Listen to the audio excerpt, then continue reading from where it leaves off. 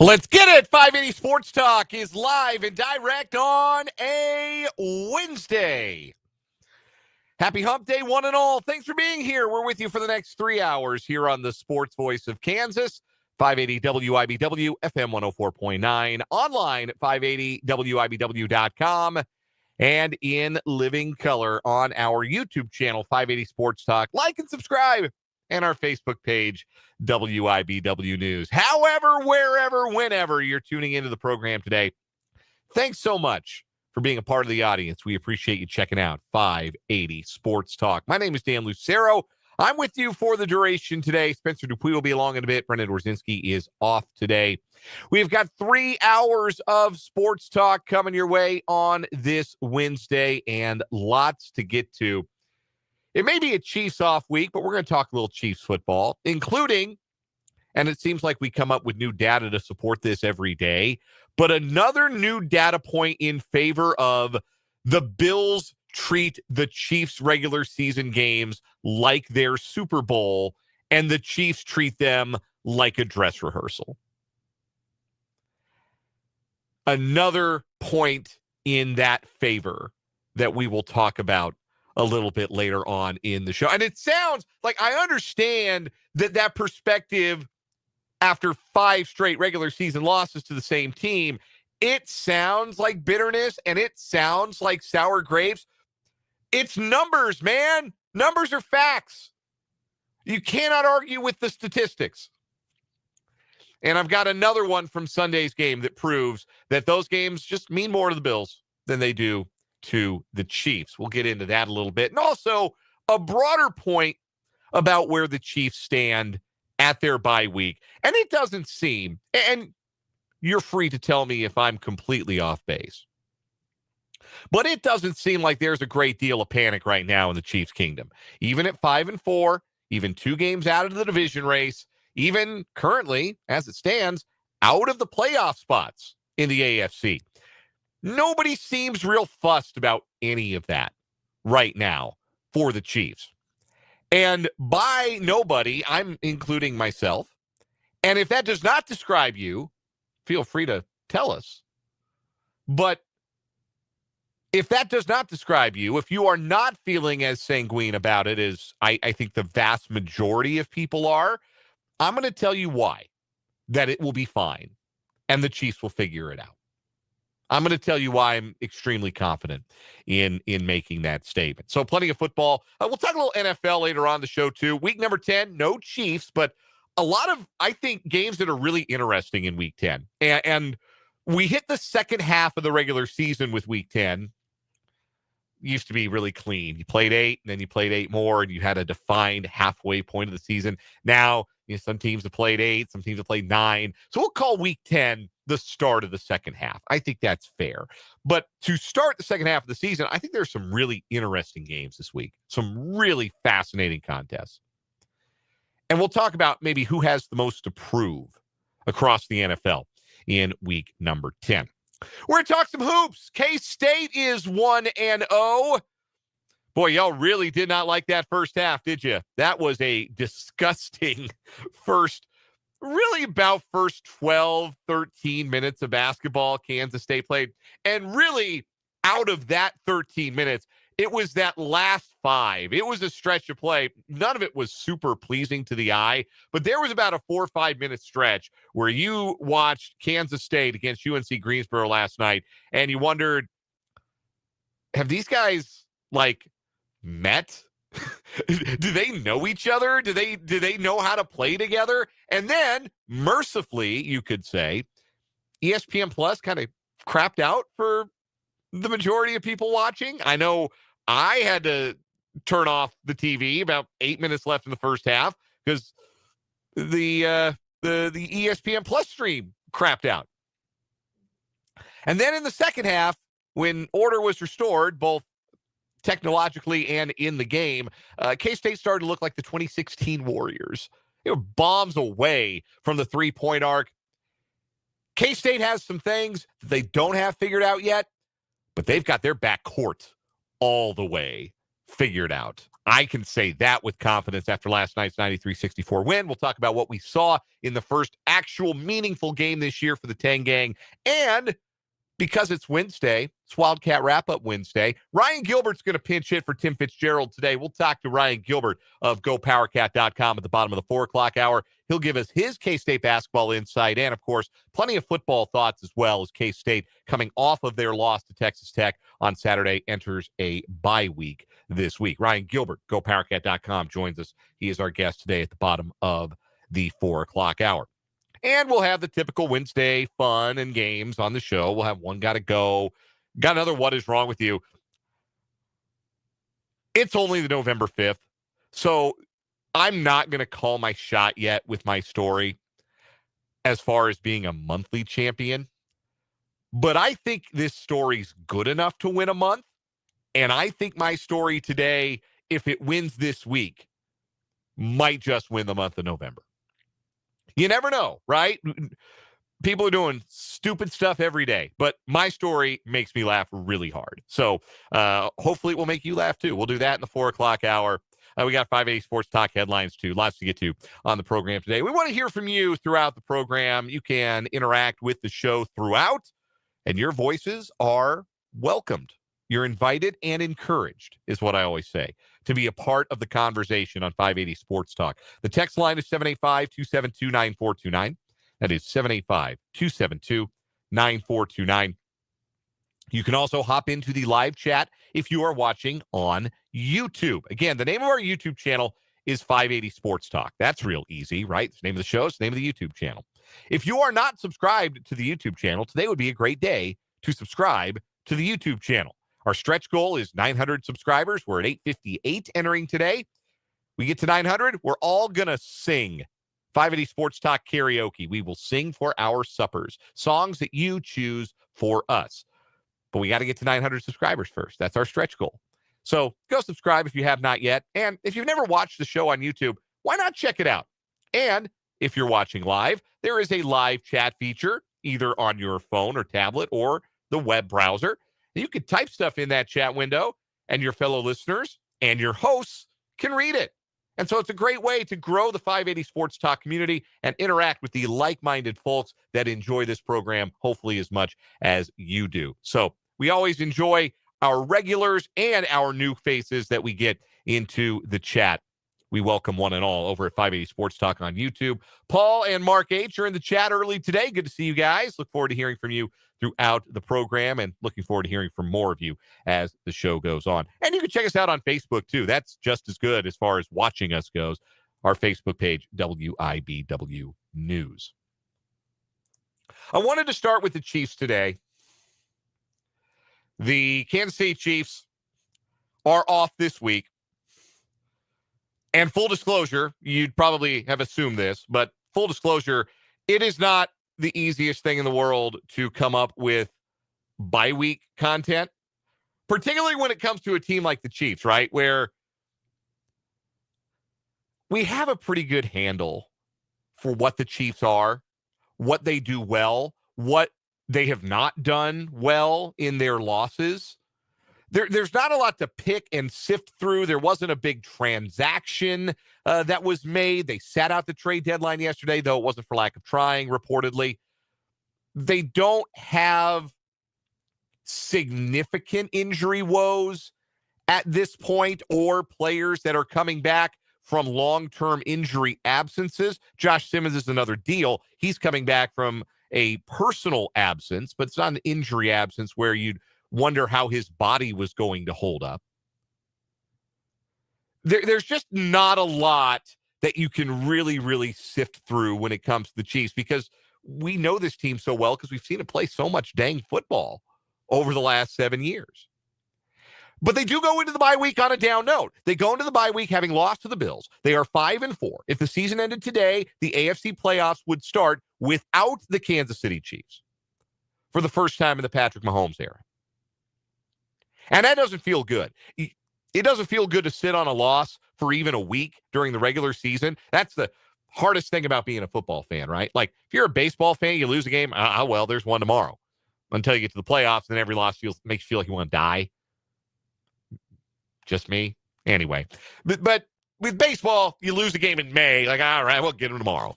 You're a basketball fan. KU lost on Big Monday. Well, we got to wait till Saturday, but we'll get them on Saturday. Whoever it is, we'll get them on Saturday. Hockey fans, pro basketball. There are games every other night. You lose one, take a breather, go get them the next night.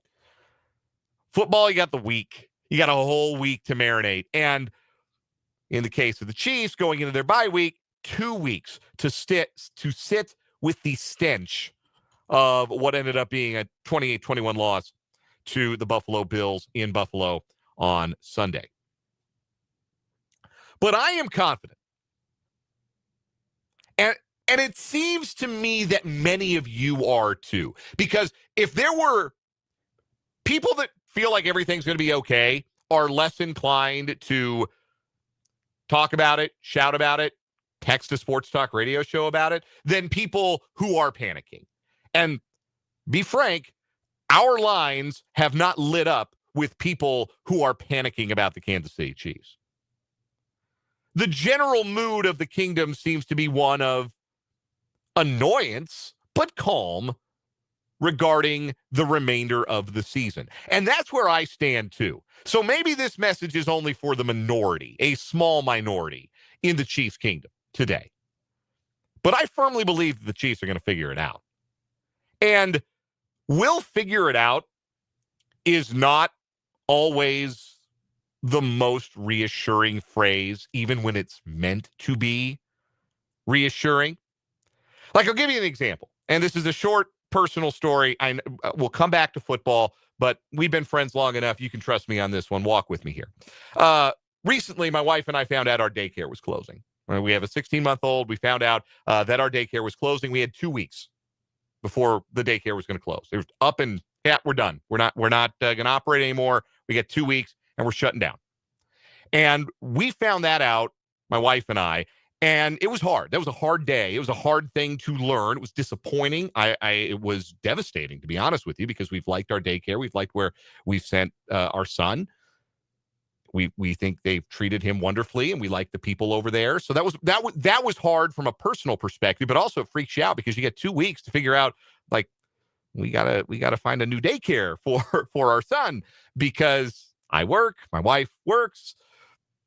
You were looking at a whole lot of Brendan and Spencer behind these microphones and a whole lot less than me for a short term if we couldn't figure out a solution. So what I tell my wife in a scenario like that, where it feels like something daunting is ahead, where it feels like we've taken a setback, is I always say, we'll figure it out. And kind of view that as my responsibility to say, we'll figure it out. We'll put it together. We'll figure it out. Some of that is blind faith, right? Sometimes you say, we'll figure it out, and you're operating a little bit on blind faith, the faith in something that you cannot see. But if you say it enough and you hear it enough, and things do, in fact, keep getting figured out, they get a little easier to live with. Our thing got figured out the next day.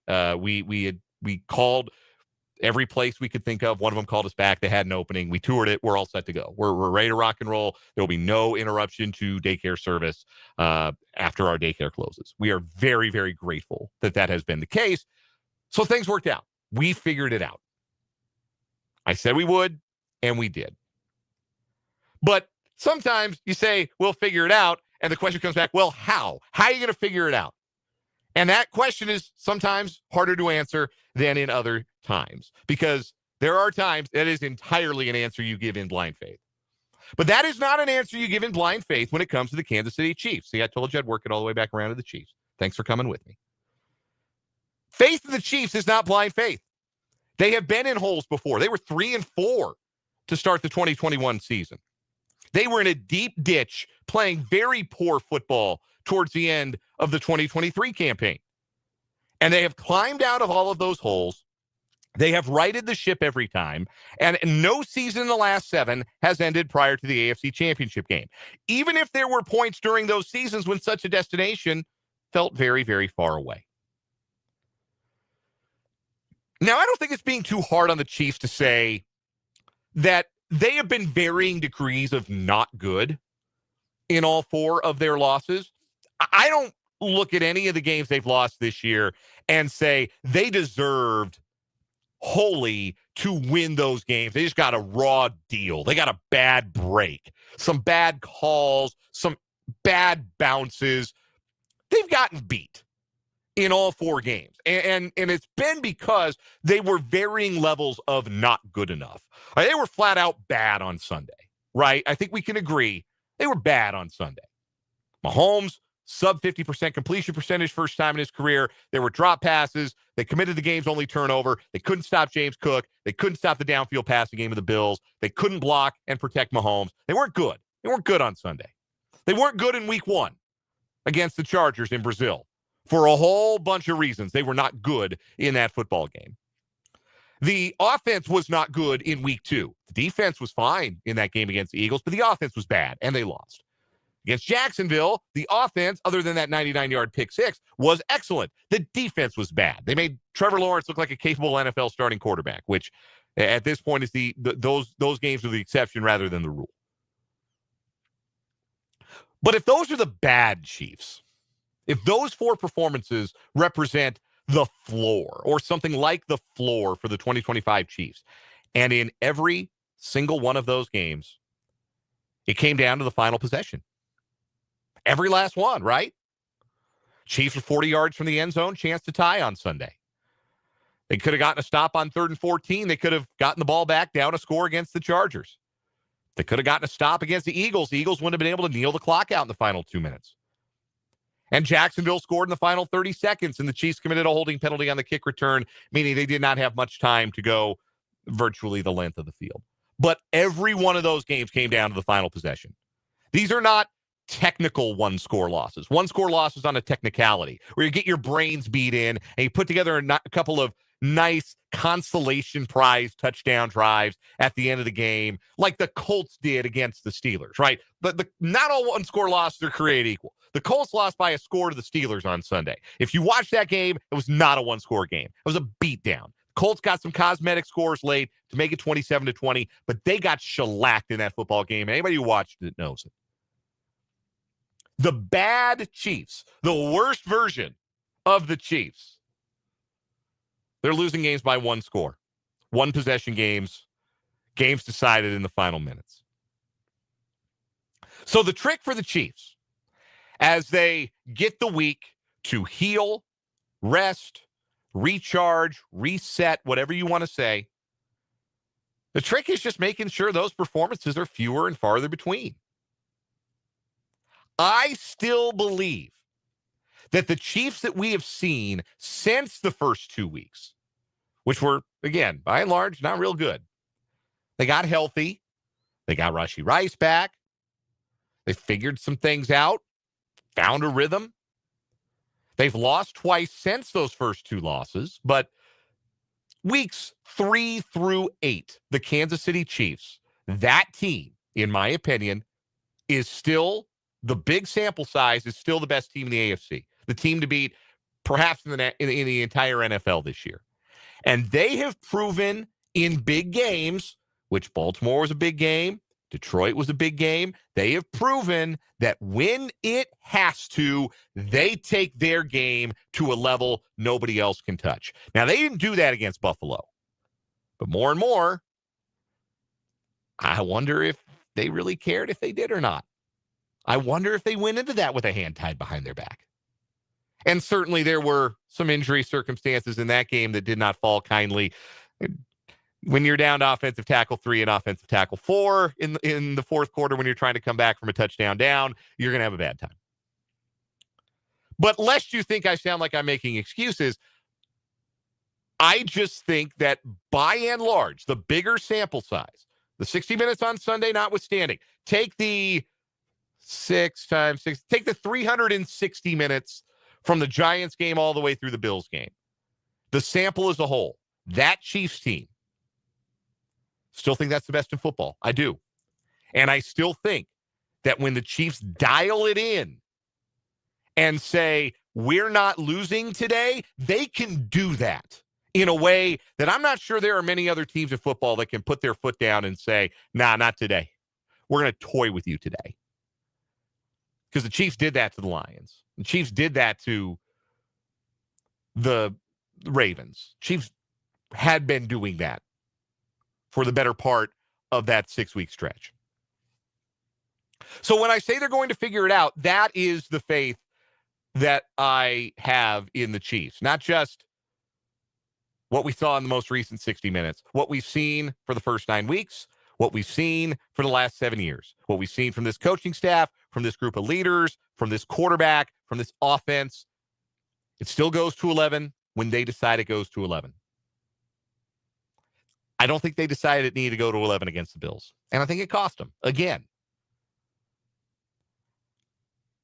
the Bills, well, they made a different calculation, and it led them to do something they'd literally never done in the Sean McDermott era. I'm going to tell you what that was next and what I think that reveals about the Bills and why I think it was as successful as it was. So we'll continue to talk some football. We're going to talk a little baseball this hour. See it mentioned in the YouTube chat. Salvador Perez staying a Kansas City Royal, signing a 2-year contract extension. That was made official by the club late last night. So we're going to talk about that. I'm excited to talk a little baseball. The hot stove isn't sizzling yet, but you can warm your hands over it a little bit. We got some K-State hoops to talk about. Ryan Gilbert joins us bottom of the 4 o'clock hour for the Wildcat wrap-up. We got a great show for you today. We're really glad you're here on 580 Sports Talk.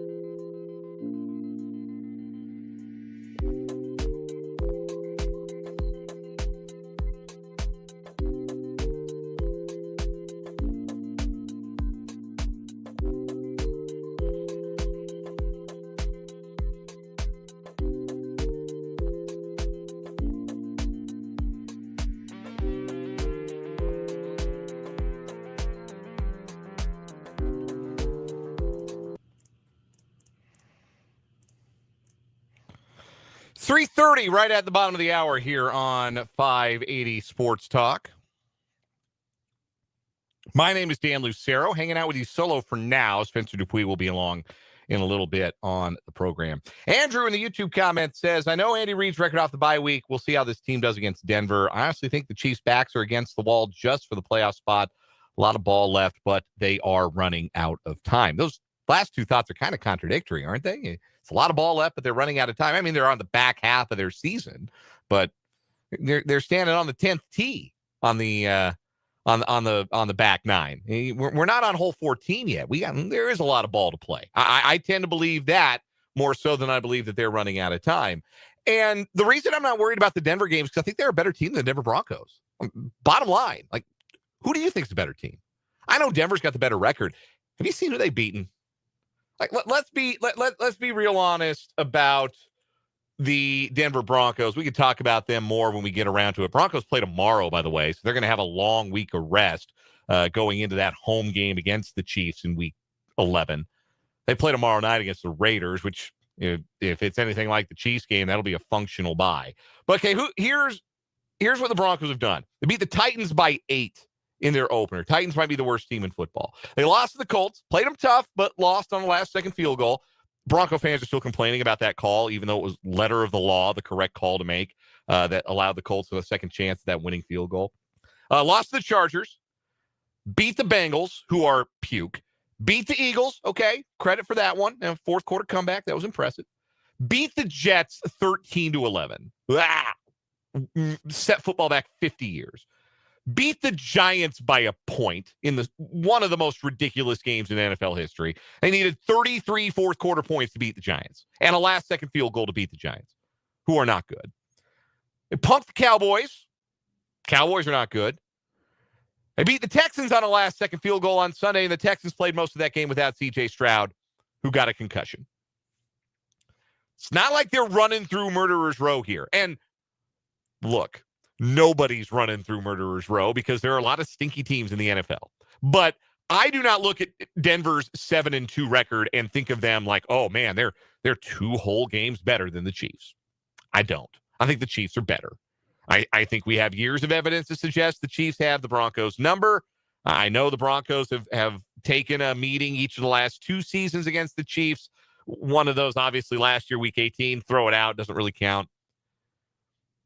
I don't really sweat that game because I think the Chiefs are better. And that doesn't mean they can't lose, but I think the Chiefs are better. I just think they're better than everybody else they're going to play the rest of the season. That doesn't mean they're going to go 8-0, but they can go 7-1. They could certainly go 6-2. If they go 6-2, they're 12-5, and they'll probably win the division at 12-5 as long as they're the right 6. As long as the 2 losses aren't to Denver, then yeah, they probably win the division. I'm not fussed. I'm really, really not. Because I think they're the better team. And the better team doesn't always win, but the better team usually wins.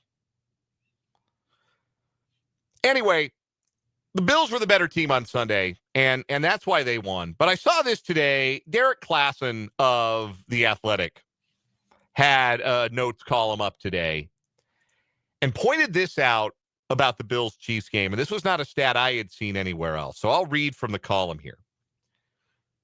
Again, this is Derek Klassen at The Athletic earlier today. Sean McDermott and defensive coordinator Bobby Babich of the Bills played dime defense, which, if you're unfamiliar, dime is 6 defensive backs. 4 down linemen, usually. A front 5, call it. Usually it's 4 defensive backs and a linebacker. Sometimes it'll be, or 4 defensive linemen and a linebacker. Sometimes it'll be 3 defensive linemen and 2 linebackers. But it is 6 defensive backs. That is the dime defense, in case you are unfamiliar with the nomenclature. Played dime defense on 45.6% of the Chiefs' offensive snaps. And that is the highest mark ever in a Bills game since McDermott became head coach. And the Chiefs the Bills, rather, did not play a single snap in their base defense, which is, base defense is 4 defensive backs. So no base and more dime literally than ever before. And it's not like there's no dime coverage or dime defense on film for the Bills, but certainly as almost the predominant defense that you're rolling out, that was new. That was a brand new wrinkle that McDermott and Babich and the Bills threw at the Chiefs. And hey, it worked. It worked because the Chiefs had too many long developing plays on the back end, as Klassen writes. All of their downfield shots were pure drop back scenarios in which they just believed they could block the Bills' front with 5 or 6 guys, and without the use of the play fake, they were regularly wrong. Some of that wrongness because the offensive line didn't play well. Secondly, the Chiefs struggled to get their quick passing game going. There were multiple breakups in the short area to stall out some Chiefs drives, stripping Kansas City of the efficiency it is so accustomed to. I didn't come away from this game, class and rights, believing Mahomes was any worse, but I was left thinking the Chiefs might have some issues against teams that can stay in lighter defensive personnel and sell out to stop their passing game.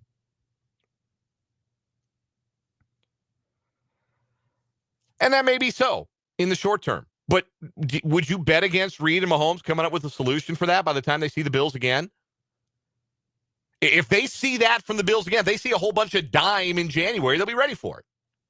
And that's the difference. That is why this keeps happening and the Bills keep beating the Chiefs, because the Bills are willing to say, we're going to put something on the field that you've never seen. We're going to out-scheme you. We're going to out-fox you. We're going to confuse you. We are going to treat this game like our Super Bowl because this means the world to us if we win it. And the Chiefs come into it and kind of treat it like a preseason game. Not entirely.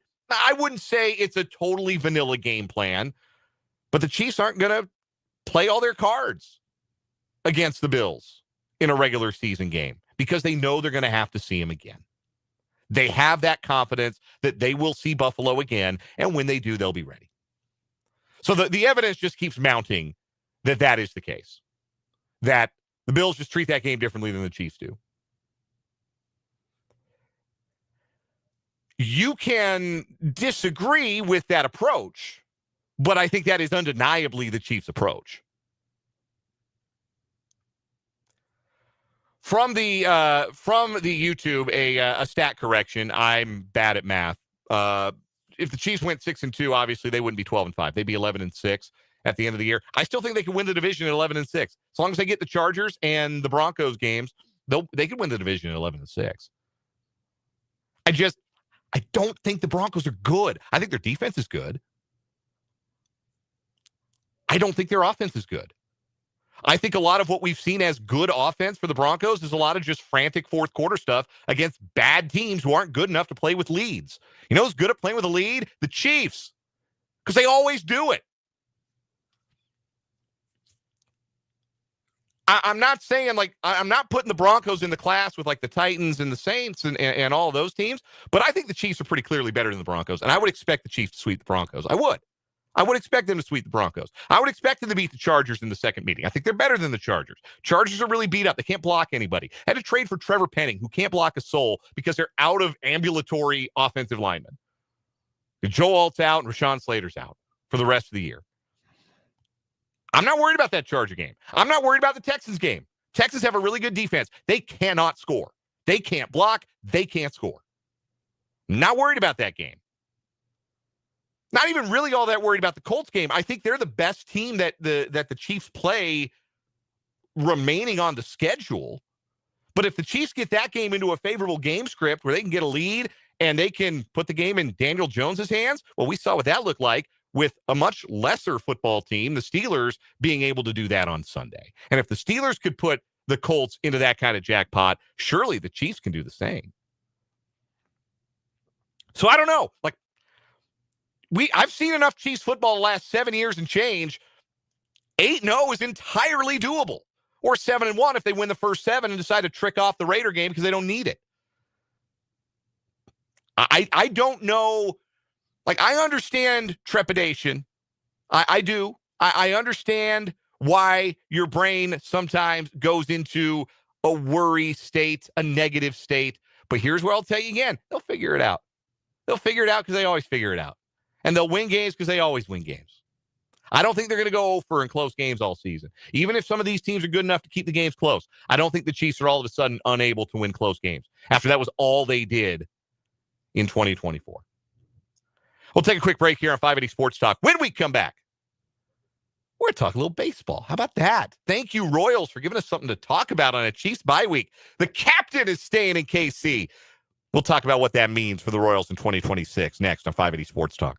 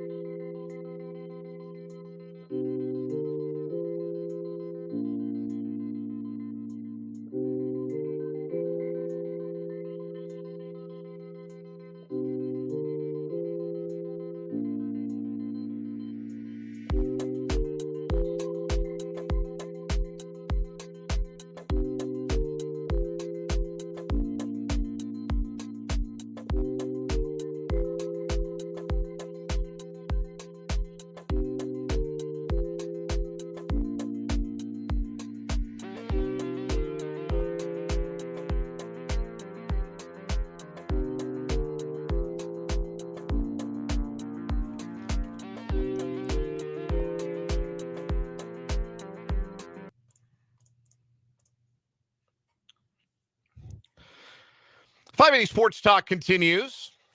Thanks for joining us on this Wednesday. Text lines open, 785-272-9429. Few of you might think I'm being a little overconfident with my assessment of the Chiefs moving forward. Having a good back and forth in the YouTube comments. Andrew and Trevor, appreciate you guys. Look, NFL's an any given Sunday league. I acknowledge that. And again, I'm there are only but so many teams I'm putting in the drawer of the hopeless. The drawer of the hopeless. It's not my best analogy ever. Just ride with me. Like Tennessee is in their own class. And it's not, this isn't like when you're evaluating a film or an album and you say, it's classic or is it trash? That's not how we divide teams in the NFL. It's not classic or trash. Like, there are good teams left on Kansas City's schedule. I just think the Chiefs are better than those teams and would favor them to win. I think they will be favored to win. There is a reason that even outside a playoff place right now, if you go to any sports book, the betting favorite to win the Super Bowl is the Kansas City Chiefs. The betting favorite after the trade deadline yesterday was the Kansas City Chiefs. There's a reason for this. If you don't think I know, you can trust Vegas, right? Like, they always know, right? There's a reason those buildings are so big. But no, I'm speaking from a place of I've seen this Chiefs team win a whole lot of football games, and I'm confident that they have better talent and better coaching and a Patrick Mahomes. And the teams they're playing down the stretch, good teams, don't have those things. Just not as much as the Chiefs do. So that's my foundation for the confidence that they're going to get the ship righted and they're going to be where they usually find themselves at the end of the year. Switching gears to some baseball. Again, thank you, Royals, for some content on this Chiefs free week. Last night, it was announced that Salvador Perez will be returning to the Royals. Not that there was ever a question that was going to happen. The only question was he going to play on his player option, or were both sides going to tear up that 2026 option and do something for multiple years? And that does appear to be the case. A 2-year contract worth $25 million. That was the report from Jeff Passan of ESPN last night. And it's official enough that the Royals posted about it all across their social media last night. Salvi had 30 home runs, drove in 100 runs last year. Those guys do not grow on trees. The Royals have been starving for power hitting the last couple of years, and that's even with Salvador Perez on their roster. So he brings an element that the Royals currently, with their active roster, find themselves short of. I found it really interesting that Perez's workload behind the plate, as far as games caught, has been almost exactly consistent over the last 3 seasons. Now, he played in fewer games because of an injury in 2023, but over the last 3 years, he has started 90 games, and 89 games behind the plate out of a possible 162. So the games behind the plate are pretty much the same. And then the difference is, okay, where's he playing the other games? Because he played, I think it was 155 this year. It was 158, I think, the year before. I'm going to pull up Baseball Reference and see what that'll tell me. To make sure I get those numbers exactly right. It was 155 this year. So consistency as far as availability, which is one of the best abilities you can have. Salvador Perez still has that even as he enters his age 36 season. But it's also true that the quality of his defense has slipped the last 3 years to the point where even with 30 home runs and 100 RBI as a catcher, he was still just barely above replacement level, according to Baseball Reference, worth just half a win last year. He was worth 2.5 wins in 2024, worth just half a win last year because the glove lagged. And it does bear noting that it was a bit of a tale of 3 seasons for Perez. He started really slowly. We remember April, May, we were like, ooh, Salvi cooked? This doesn't look good. Then June, July, he crushed the baseball. He looked like as good as he's ever looked at the plate. In August and September, Salvador Perez hit 199 with a 256 on base, and a 423 slugs. He didn't have 15 home runs in the last 2 months to give him a 30-homer season, but that was about all the hitting he was doing. Add that to the fact that it sure looked in September like the Royals' catcher of the future had arrived in the person of Carter Jensen, who just bruised the baseball in his 20-game cameo at the end of the year. And it does make you wonder, what does Salvador Perez's place at the table look like for the Royals in 2026? It's one of the hardest questions that Matt Quatraro is going to have to answer going into the season, because the way it looks, Jensen might be one of their 3 best hitters as soon as next year. He might be a guy you can't take out of the lineup. What do you do about that? Do you make Salvi your less regular catcher? Do you try to make him a full-time DH? People have pointed out, and correctly, it's not just anecdotal. His numbers as a DH have been worse than his numbers as a catcher in games where he is catching each of the last 2 seasons. And not by a little bit either, by a meaningful amount, like 100 points of OPS. He's been worse as a DH than he has been as a catcher. In 2023, it was pretty much the same. So we could be talking about, again, small sample size theater here. But it is a true argument to put forth in favor of Salvador Perez being the primary catcher. The other thing, still the value of him working with pitchers, particularly young pitchers, particularly Latino pitchers. Though the Royals don't have a ton of those right now I don't think they have any in their starting rotation. Or they're projected, like you go way back, like you'd have to really go back to find a guy on their depth chart as a starter who is from the Caribbean or South America. But that's the kind of value you can't quantify, right? You can't put that into a stat. That doesn't factor into wins above replacement. It's how good Salvador is working with pitchers, how confident he makes them, how good a game he calls, that kind of stuff. They haven't quite figured out how to synthesize that into a stat, right? But it's obviously still something valuable enough that the Royals continue to use him as their primary catcher. But how do you get the best out of Salvador Perez? How do you make sure that when August and September rolls around, he's not out of gas at age 36? That he's giving you, if Perez had given something around his league average or his season average numbers in those final 2 months instead of hitting below 200, maybe the Royals make a little bit more of a serious playoff push in the American League Central. I think they've got to catch him less. I think that I don't think he needs to be the full-time DH. I don't think he needs to play 150 games just as the DH, and you leave Vinny at first, and you leave Jensen behind the plate, and you give Salvi the occasional cameo behind the dish. I don't think we're there yet, but we might be close. We might be thinking maybe 60, 70 games of Perez behind the plate, and all the rest he's DHing. I don't think he needs to play a lot of first base, frankly. I think you leave Vinny over there. Vinny needs a day, and there's a lefty on the mound, tough lefty. Okay, fine. You keep Sal out there, play some first base, if that's how the lineup and the roster falls. But this is the big challenge for Matt Quatraro. Trying to figure out, okay, I've got a guy, he's our heart and soul. He's our captain. He's been a Gold Glove catcher in his career, even though, again, any metric you want to look at, that part of Salvador Perez's game has slipped. It's kind of what happens when you've caught that much baseball in your career. You've caught that many games. It happens. But Matt Quatraro's got to figure out how to manage the workload of Salvador Perez, even if it means he only plays 140 games. If that means that the 45 he plays in August and September are better and help you down the stretch, because it will be not a playoff or bust year. I don't like to use that phrase, but it will certainly be a year in which the Royals will fashion themselves as American League Central contenders. How do I get the best out of Salvador Perez in August and September? How do I make sure I still get the value of his leadership on the field, his leadership working with young pitchers, while beginning the transition to our long-term catcher of the future?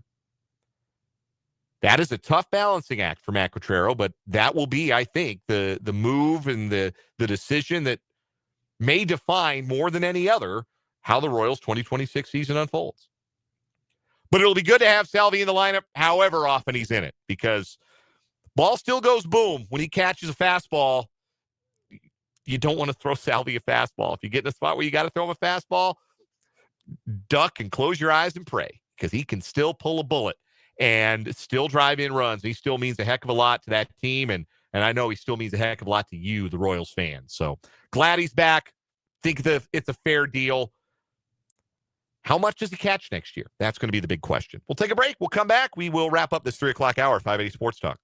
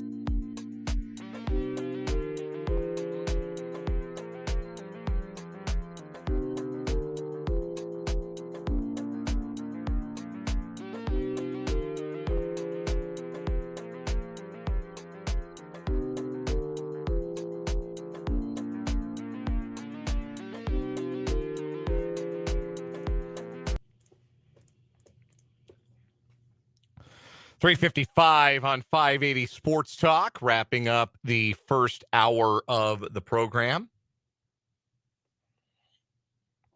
Election day was yesterday. Voting day. Congrats to the winners. One and all. From the mayoral races to school board, city council, all that stuff. Hope you went out and voted. Hope you went out and were a part of the democratic process. I can say that our mayor-elect here in Topeka is at least aware of the existence of this Sports Talk program because he follows 580 Sports Talk on X and Blue Sky. And you should too. We're on X, 580 Sports Talk. We're on Blue Sky, 580 Sports Talk. Follow us. You get linked to the show every day. If we're ever at a game, live posts, live tweets. Still feels weird to call them tweets because the site's not Twitter anymore. But do not confuse this necessarily as an endorsement. Just I think this is the first time that we can say that the mayor-elect in Topeka is aware of 580 Sports Talk. Now that he's a full-time listener, I have no idea. And I don't know about previous mayors in the city or if they were ever on the show or listen to the show. But we have a mayor-elect who is aware that 580 Sports Talk exists. So, if anything, maybe that's an endorsement for us, right? Like, look, if we're the official sports talk program of the mayoral office, like, man, that's a big deal. Anyhow, hope you went out and voted. We got lots more sports to get to here in the 4 o'clock hour, 580 Sports Talk. We're talking K-State. They did not look good early, but boy, they were a lot of fun in the second half of their win over UNC-Greensboro. We'll talk about that. We'll chew on it with Ryan Gilbert to GoPowerCat.com with the Wildcat wrap-up. All that, plus what is wrong with you, coming up on the second hour of 580 Sports Talk after the news.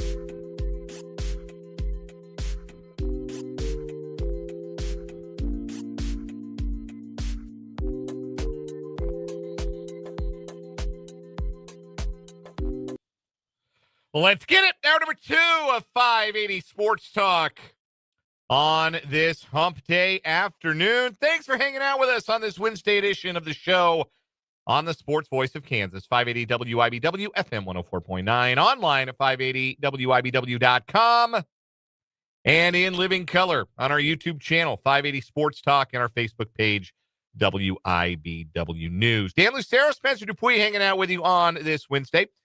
No game tonight after we're done, and that is going to be kind of a rarity around these parts as we go forward, because we got basketball season underway, football still in full swing. A lot of games on 580 WIBW and FM 104.9 coming up. We have Thursday night football tomorrow. We got high school football Friday night. Our 580 Preps game of the week, we may as well tell the people. We will be live at the Dog Pound, the Dog House, whatever they like to call it, up in Rossville. We'll be out in the elements, bringing you at least it'll be a mild evening. Yes, we would not be out in the elements if the forecast called for rain or snow. But we will be in the elements. We will bring you the action in Class 1A as Rossville takes on Jefferson County North. Looking forward to calling that one as our 580 Preps game of the week. Our coverage starts with the 580 Preps Coaches Club on Friday night at 6 o'clock ahead of the kickoff at 7 from Rossville. So we got that coming up Friday night. Saturday, back on 580 for the Yes, note. we are back on 580 for that, as I mentioned. Saturday, we have some Big 12 football. We're going to actually be able to bring you the BYU Texas Tech game from the Elite Media Network. BYU Texas Tech on Saturday. Washburn football over on 106.9 as well. And a double dip of KU basketball. The KU women are on the road. The KU men are at home against Bellarmine. And we'll play both of those KU basketball games on Saturday. Then on Sunday, about an NFL quadruple header for you. Does that sound like something you might be interested in? An NFL from wake up to bedtime. Yes, NFL all day long on the Sports Voice of Kansas. We'll have the game from Berlin, Falcons Colts. We'll have Buccaneers Patriots, which should be a good game. Rams 49ers should be a very good game. And then the Sunday night game, which I am spacing on off the top of my head. Chargers Steelers. Okay, I'm a little less enthusiastic about that one. That could be a good game. Two teams fighting for a playoff spot. So quadruple header football for you on Sunday. Lots of games. Even if we don't have one for you tonight, we got plenty coming up here on the Sports Voice of Kansas. I love looking at the calendar. Yeah, that we have of all the games that we have on our family of stations, and it's so nice to see it full. Yes, I love when it's full. I love when it is full. I love having the overlapping. Oh, it's so nice. It's like it's like, oh, we got basketball, then we got football, colorful. Then we got basketball, then we got football again. Colorful, yeah, for sure. Anyhow, coming up this hour on 580 Sports Talk, we are going to have a round of What Is Wrong With You. Spencer, I need a story. You can get a story in there. Yeah, I don't think we're working on it. Your story's not going to beat my story, but go find one anyway. Okay, so I won't pull out the big gun. I'm calling my shot for today. Yeah. Don't pull out the big gun for today. I'm calling my shot for today. Ryan Gilbert at GoPowerCat.com will join us at the bottom of this hour. Pinch hitting for Tim Fitzgerald for the Wildcat wrap-up today. We'll talk to Gills about K-State basketball, K-State football. That's coming up bottom of the 4 o'clock hour. And, of course, want to hear from you. Text line 785-272-9429 is the number. Again, 785-272-9429. You can also get at us in the live chat on our YouTube stream. Again, 580 Sports Talk is the name of the YouTube channel. Like and subscribe. If you're watching us on Facebook right now, go like and subscribe to the YouTube channel, 580 Sports Talk. If you're watching us on YouTube, go like the Facebook page, WIBW News. You can watch us on either location. Before we get into some K-State basketball, I want to remind you that right now at 580WIBW.com, we're running the Live Free for a Year promotion. Live free for a year from 580 WIBW. Have your mortgage or rent paid for all of 2026. It's not a joke. We'll pay your mortgage or your rent for all of 2026. But you got to go to our website, 580WIBW.com to win. Make sure you enter each day. Click on the contest tab, top of the page, and that will take you to where you can enter. If you go to the front page right now today, it says on the left side of the page, live free for a year. You click on that. Going to open up an entry, and you enter today, and then you come back and enter tomorrow and enter the day after that until the contest closes in December. Make sure you enter each day to increase your chance to live mortgage or rent-free in 2026 from 580 WIBW. Dang, I wish I could enter that. Yeah, there are some contests where I think, man, I'm not going to quit my job just so I can enter this contest, but it would be nice to be able to enter this contest. You take a chance, you know? I may have just found a story that's going to beat your story. We'll see. We will see. All right, let's go. Let's get into what we came here to talk about. Text from the 785 asks, what if you don't have either a mortgage or rent? Well, then you probably don't need the help. You don't need somebody to pay it for a year. And shout out to you for having having your home. Well, hold on. Could you span that into like pay my utility bills for a year? It says live free for a year, and I don't know. I haven't read the terms and conditions. Because you might be able to enter, Texter. Maybe go check out the terms and conditions. Because you clearly got to pay for your water and your outrageous new electricity bill that's probably going to hit in 2026. I don't read the terms and conditions because they don't apply to me after I get past the part that says cannot enter if you're an employee. Yeah, so, go check the terms and conditions. See what it has to say about that. Sincerely, go check, go enter. Don't let that stop you. Don't let a lack of a mortgage or rent stop you from trying to enter to live free for a year. And get free money. Ain't nothing in this world free, right? But your mortgage or your rent will be paid for the next year. Go enter at 580WIBW.com. Anyway, Kansas State 93, UNC-Greensboro 64 last night at Bramlage Coliseum. If you're just hearing the score or you're just looking at the box score, you think, yeah, this is what we would have expected. K-State was an 18-point favorite. They won by 29. That sounds about right. If you endured the first half, and that is the word, endured the first half, whether you were live at Bramlage Coliseum or whether you were trying to figure out why ESPN Plus kept freezing on you with about 8 or so minutes to play in the first half. Or if you were listening right here on 580 WIBW. Yeah, or if you were listening.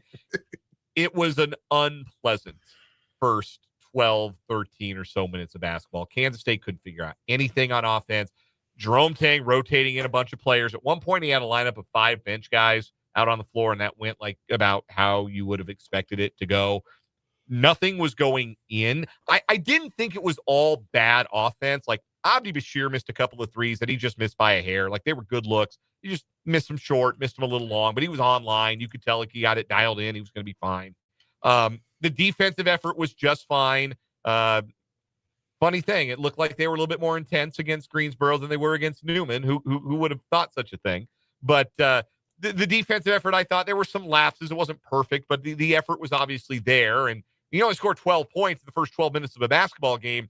You're lucky to only be down by 10, which was the case. K-State found themselves down 22-12. They started to reel Greensboro back in. It was a 1-point game at the half. And the question wasn't, are they going to win? The question was, is it going to look better in the second half?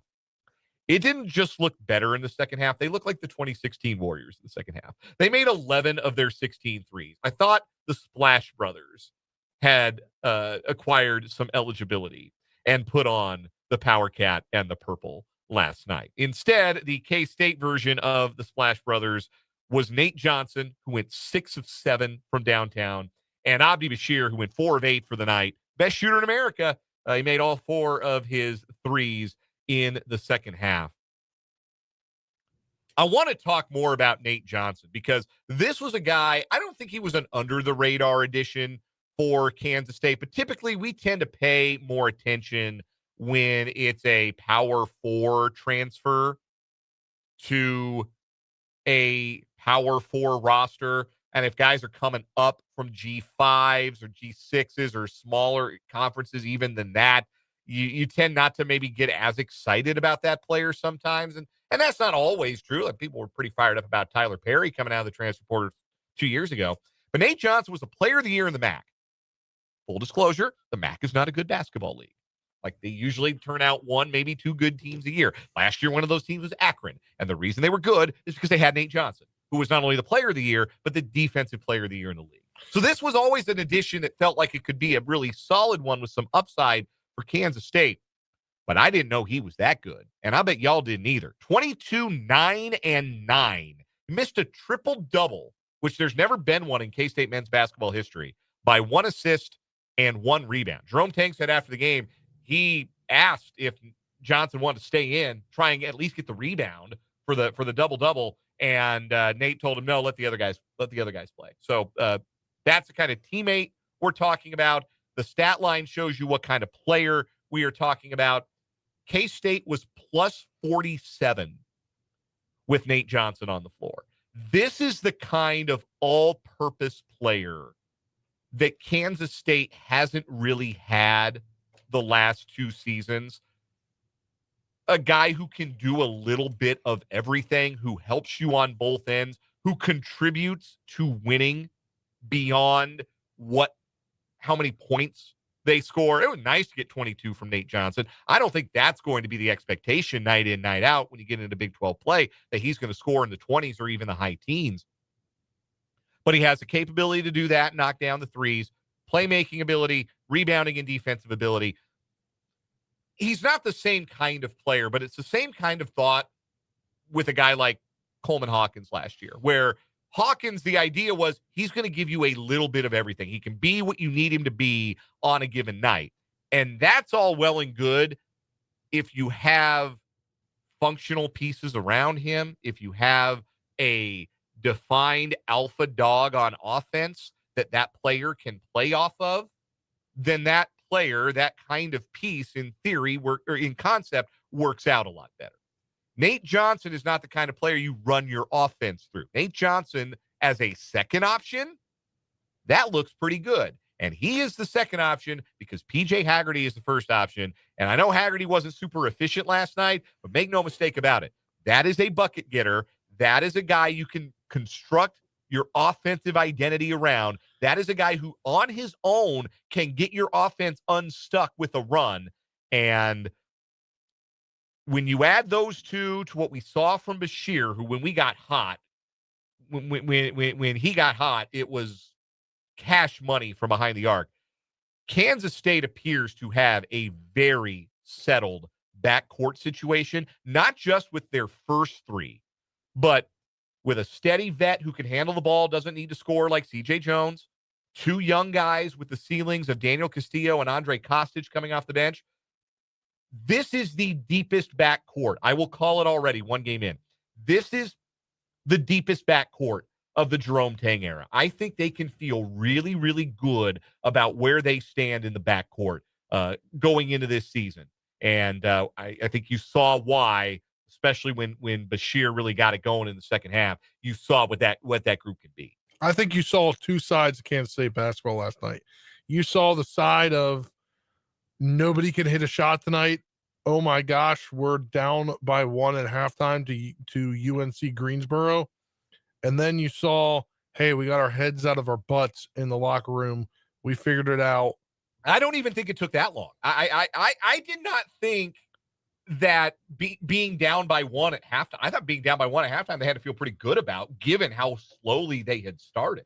Yes, but what I'm saying is you saw 2 sides of the aisle for this team last night, in one half and the other, and it's like, oh, we want the second half, but unfortunately, it could turn out like the first half sometimes. I don't disagree with your overarching point. I just don't think it took until getting into the locker room to flip the switch. I think they started making some. No, yeah, I mean when it was 29-19, and then they dug into it even more, and it was right.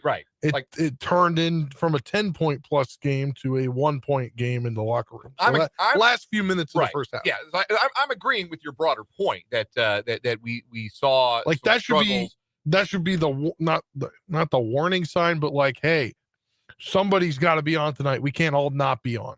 Because this is what happens. Yeah, they're not going to win. They're not going to win a lot of games 55-54. Right? Yeah. Like I think that's pretty well established with this group. They're just going to have too many defensive lapses. They're not going to win a lot of rock fights.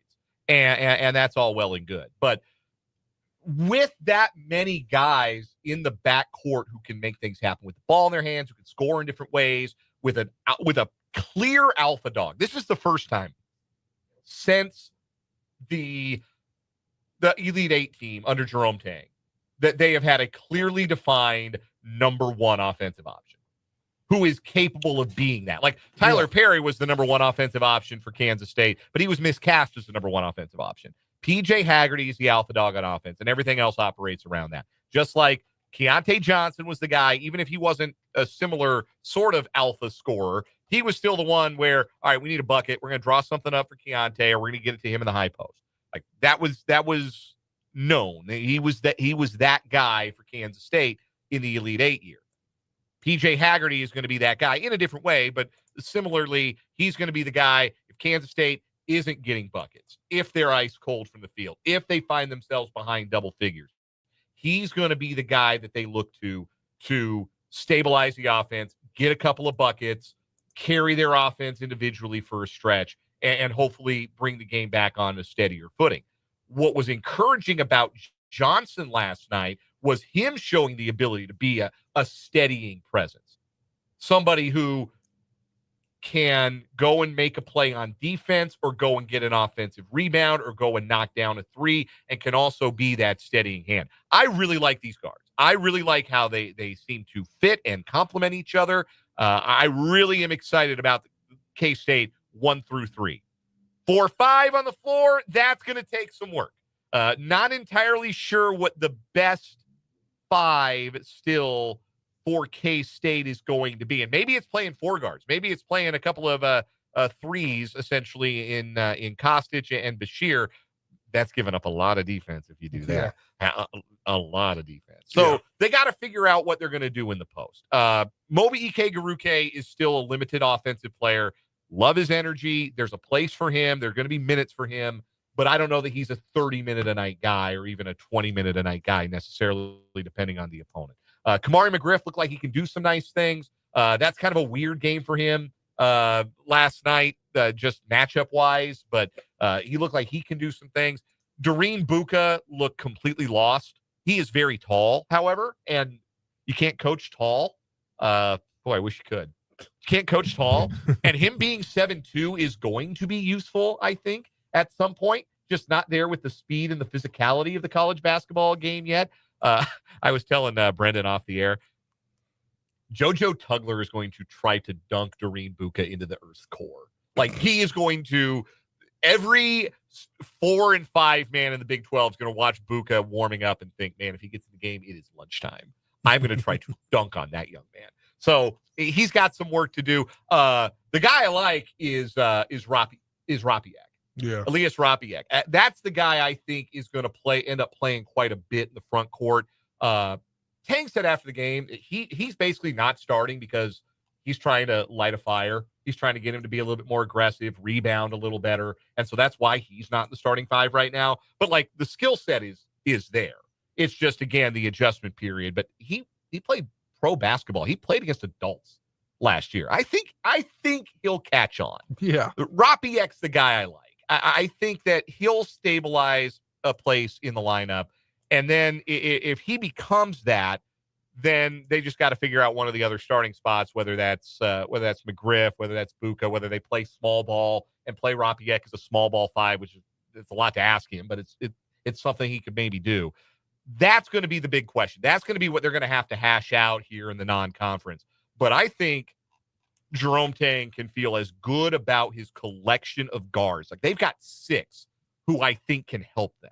And even if there are going to be some moments where Kostic is going to get lost on defense, or David Castillo still trying to pull it all together, or there's entirely too much CJ Jones instead of like the right amount of CJ. Yeah. Like, we got the right amount of CJ Jones last night. If there's too much of the ball in his hand or too much being asked of him, that could be a problem. But I think as just a connector, a player who can facilitate, who can move the ball, who doesn't need to score, but can get to the rim if he gets a matchup. Like, I sort of like CJ Jones as that third guard. I think that clearly he has the trust of the coaching staff and the trust of his teammates. So there is, I think, a good deal to like here. But I think that the reaction to that miserable first 12 minutes, and if you're on social media, you saw it from K-State fans, it just goes to show you how short the leash is right now, that there's not a lot of benefit of the doubt being given to this program. They've got a lot of proving it to do. I mean, I said it last week. Yeah, they've got a lot of proving it to do after missing the tournament each of the last 2 years. And one good half of basketball is not going to get everybody back all the way bought in. They're going to have to put together 40 minutes of good basketball. Their next chance to do that will be Saturday against Bellarmine at Bramlage Coliseum. That's a 7 o'clock tip. You'll catch it right here on 580 WIBW and FM 104.9. Hey, maybe even ESPN Plus if it works. I couldn't figure it out, man. I thought my Wi-Fi in the house was crapping out. And then it happened to coincide. It was my son's bedtime. So I was like, all right, well, yeah, I'll set it aside. And by the time I got back to the game, because bedtime's an ordeal these days. Yeah. By the time I got back to the game, I looked up, I was like, whoa, K-State's up by 16? I went back and watched it. Man, Curry and Thompson out here? My goodness. They were playing Pop-A-Shot in the second half. It was remarkable. You don't want to be too reliant on that, obviously. It can't be live and die by the three. But I also think that, like, Bashir's as good a shooter as they've had. Kostic has a chance to be really, really good. Johnson has a chance to be really, really good. This should be as good a shooting team as Tang has had. So if they are live and die by the three on a given night, they've got a better chance to live by it than maybe like last year's team did, where it was basically if Hawson's not making them, nobody is. We'll take a break here on 580 Sports Talk. We'll talk some more K-State with Ryan Gilbert at GoPowerCat.com. He joins us in about 10 minutes. We'll come back with What Is Wrong With You here on 580 WIBW.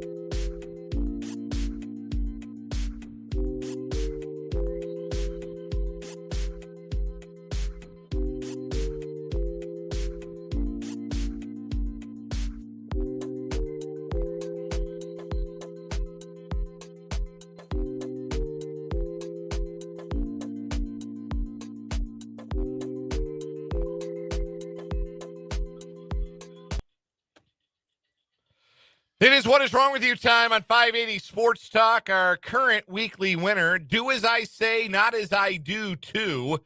A bit of a sequel type of story to one we had last month. The state safety coordinator of the Missouri Department of Transportation was being accused of pulling out a gun during a road rage incident, which would seem to maybe not be in the state safety handbook of the Missouri Department of Transportation. And anyway, that's our current weekly winner. I think it's going to lose today. We got two, and you were right. You got a good story, Spencer. Why don't you start with yours?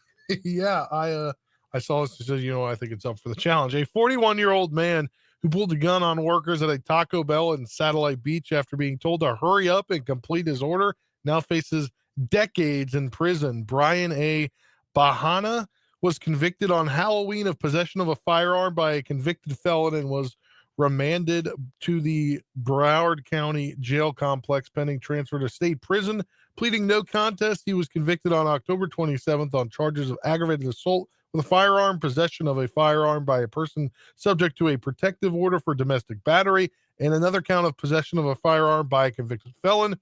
His sentencing is set for December 3rd. He could face more than 30 years in state prison for convictions in two cases. The charges stem from June 25th, 2025 incident at a Taco Bell in Satellite Beach. Patrol officers were called to investigate reports of an armed disturbance after a 911 caller said a customer was circling the restaurant in his car and waving a handgun. A worker told police that he had pulled up to the drive-through window where he mulled over the menu, prompting the worker to ask him to pick up the pace because there were other customers behind him. Prosecutor said police said he then brandished a 9mm Ruger handgun, telling workers not to rush him and that you don't know who you're messing with. The incident was captured on security video. Officers arrived after he had left, but using a license plate tag given to them by the staff, they tracked him to a rented room in a South Patrick Shores home. Warrant search produced 3 handguns, including a black and blue Ruger, matching witnesses' description of the gun seen at the restaurant. Police also found rounds of ammunition and loose on the floor and a box of 42 rounds of ammunition on top of his dresser. His felony conviction, others came in 2013 for domestic battery by strangulation in Monroe County, Florida, and 2005 for a cocaine possession in Palm Bay. This is obviously a bad guy. Yes. Doesn't handle conflict very well. But, man, how slow do you have to be going at the drive-through window to have the drive-through worker say, yo, wrap it up, B. Get your order in. Look, man, they got a lot of stuff on the Taco Bell menu right now. It's not like it used to be. They got a lot of options. You got to sometimes think it through, unless you're like me and you have like a set Taco Bell order every time. Yeah, I usually go up there and I think I want something and I'm like, oh, can I have a minute? And then like less than a minute goes by and I'm like, yeah, I'll take this. And it ends up being what I thought I came to order. For the record, it's 2 spicy potato soft tacos. I love those. Don't make fun. A loaded beef nacho, and then a wild card spot. Could be anything. Could be a chicken quesadilla. Could be a 7-layer burrito. Could be something new if they've got a new item out. Could be a crunch wrap. Just whatever I'm feeling that particular night. But I've got the go-tos, and then I got the wild card. Yeah. And it usually doesn't take me that long to make a decision. How long did he have to be taking for them to say, yo, for real, man? And then for him to pull out a gun and be like, yeah, you know who you're messing with. You don't know who you're messing with. I got felonies, plural. Wowzers. Great story. My story, we go to Maine, where hundreds of Maine residents receive letters from Maine Health informing them that they were dead. That happened the day before Halloween to hundreds of Mainers. A woman who wishes to remain anonymous showed CBS 13 in Maine the letter she received from Maine Health, informing her that she had died, when in fact she's still very much alive. The letter from Maine Health Patient Financial Services starts by extending their condolences to the woman's family on her passing. It was pretty upsetting to open that, the woman said. Why would they say I was dead? So it was really shocking and upsetting. She called Patient Financial Services to let them know she's still alive and to try and get more information. He said he was aware of the issue, the woman said, and that they were going to send out apology letters. Not letter, so I'm thinking there's other people. And he's like, I'm glad to hear that you're still alive and well. And I'm like, yeah, me too. And then that was the end of the conversation. End of quote. Maine Health released a statement on the incident saying, quote, an error in Maine Health's computer system led to it accidentally sending letters to 531 patients indicating that they were deceased while providing information about resolving their estate. Maine Health also says at no time these patients were listed as deceased. The woman said, I've had some tests done. My doctor is part of Maine Health, but I haven't even been in the hospital for anything I could have died from. So I do not know where they got that information. You imagine getting an email. You wake up. It's a sunshiny fall day.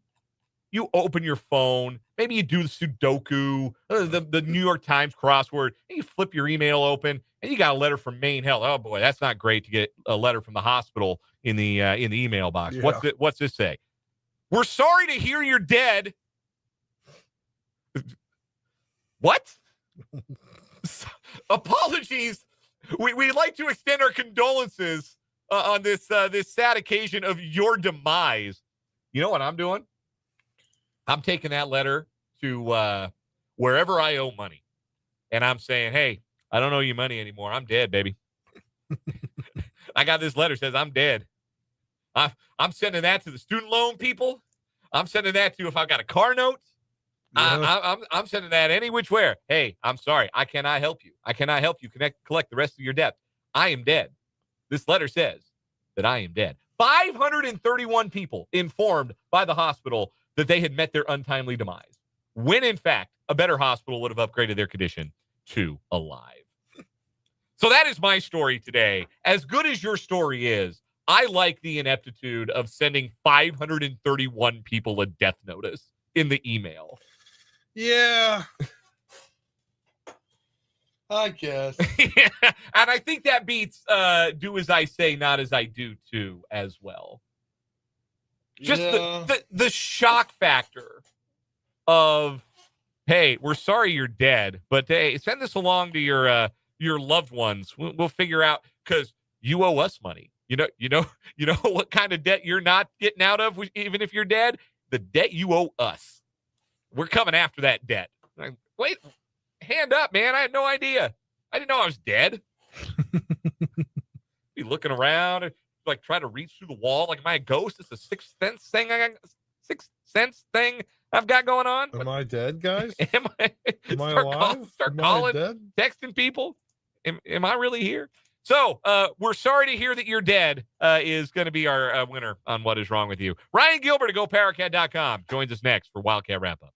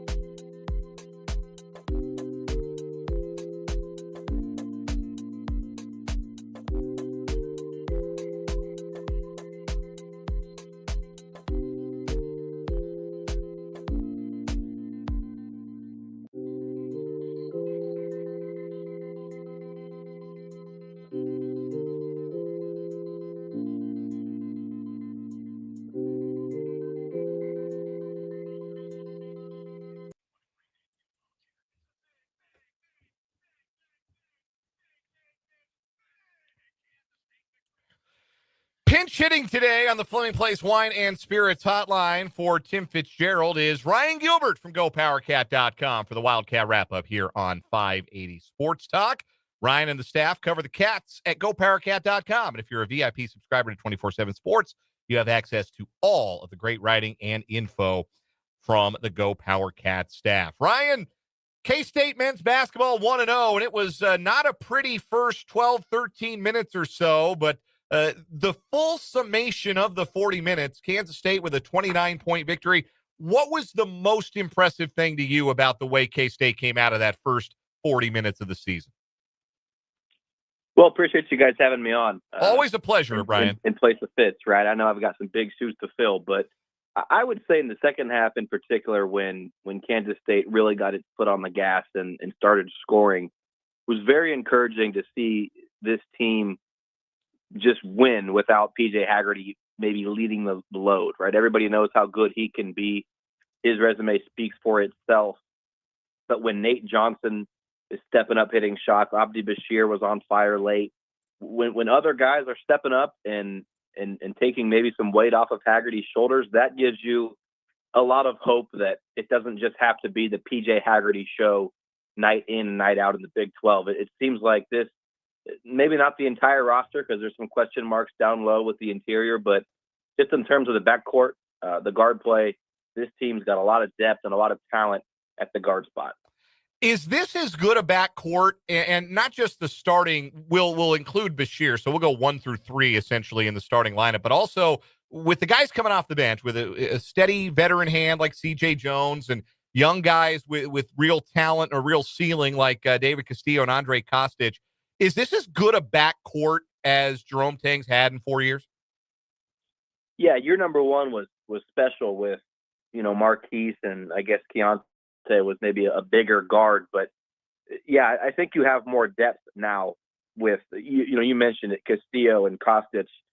Who knows what exactly their role will transform into here as the season progresses. We'll see if they're asked to be a sharpshooter, if they're asked to just go in and provide good energy. We'll see what maybe they settle into, but they can be stars in a role, even taking a back seat to kind of that trio, that trifecta that you talked about with Haggerty and Bashir and Johnson. So it's deep. Yeah. And there's a lot of reasons to be excited.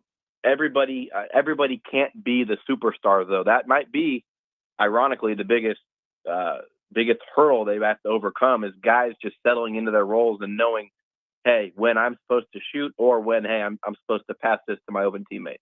Ryan Gilbert is our guest for the Wildcat Wrap-Up here on 580 Sports Talk. Ryan Gilbert, a staff writer at GoPowerCat.com. The front court feels like a long way from being settled. They've got some bodies to throw at it, but nothing really resolved, I don't think, as far as what Jerome Tang's best front court mix is going to look like through one game. Anybody in particular stand out either positively or negatively to you as a player you think is going to maybe solidify themselves in the front court? Kamari McGriff is a really just a safe option with his experience, and he's been a winner. He's been on an NCAA tournament team, and to come in here and provide just solid, reliable minutes down low, you feel good about Kamari McGriff. Now, he was in foul trouble against UNC-Greensboro, didn't play a ton. That's obviously something that you're going to have to correct moving forward, staying on the court, not fouling. But so long as you can do that, I think you feel pretty good about McGriff, and his floor is, in my opinion, just very high when he's out there. Now, Moby Ike Garuka, along with Elias Rapique, probably aren't true fives. I mean, Kamari McGriff isn't a true center by any means either, but, Elias and Moby are probably more fours. That being said, if K-State wants to play small, we saw them with 4 guards against UNC-Greensboro on Tuesday. If K-State wants to play small, man, there's no problem with that. We really saw the team shine and start to click offensively with the smaller group, and, things weren't getting maybe as clogged up as they were with 2 big guys on the court. So if Moby and McGriff and Rapique, right, if they can go in and provide solid minutes, play a little bit bigger than maybe they actually are, and you let your guards go out and do the work, that might be a pretty dang easy formula for Jerome Tang. There's no secret that this roster is more, guard heavy, like we said, but if your guards are the stars and your big fellas just maybe, I don't want to say are secondary, but take a back seat a little bit and let those stars be stars, there doesn't have to be any shame in that. We're talking with Ryan Gilbert at GoPowerCat.com here on the Wildcat Wrap-Up on 580 Sports Talk.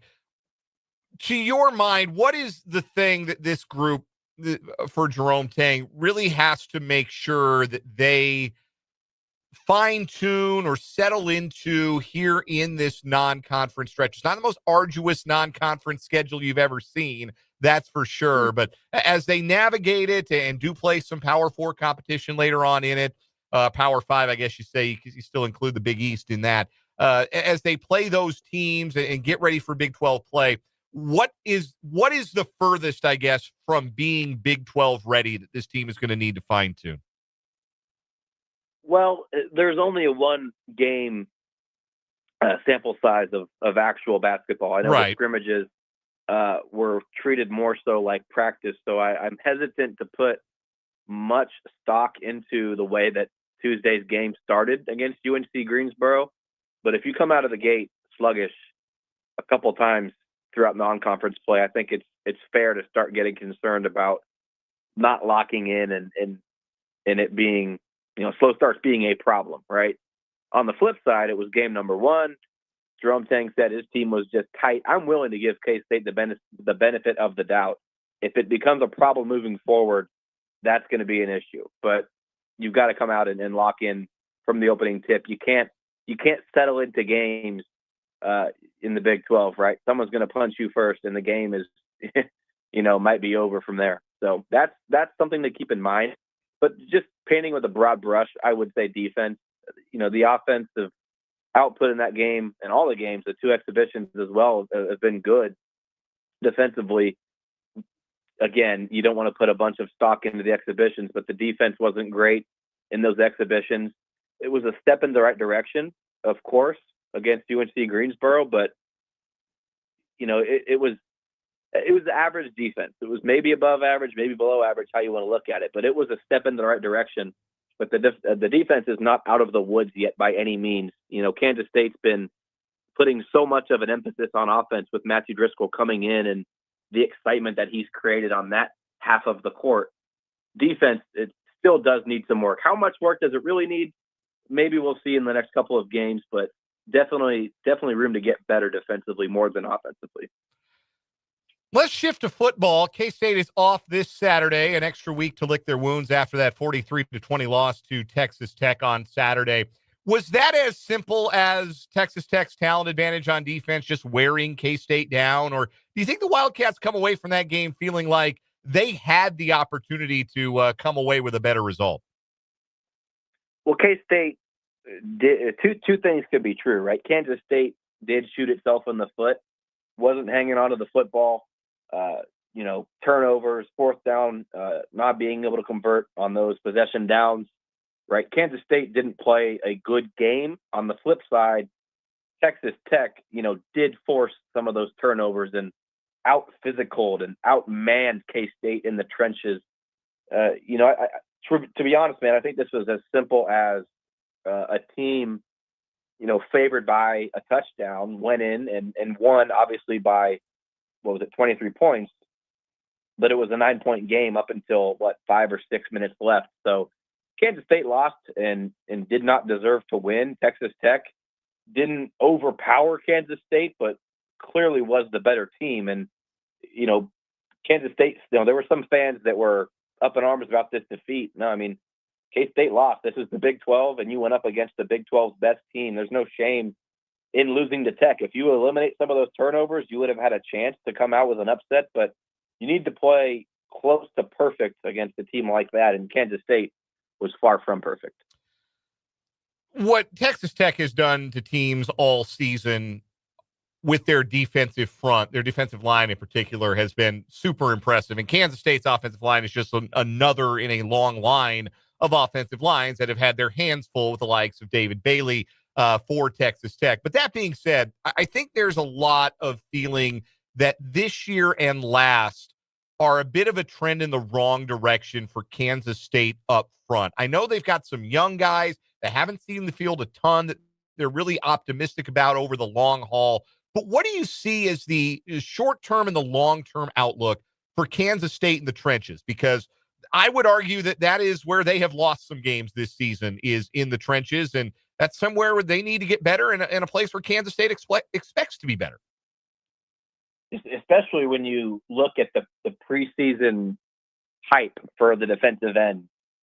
Right? There was a lot of, and I understand Toby Osunsomni's now out for the season.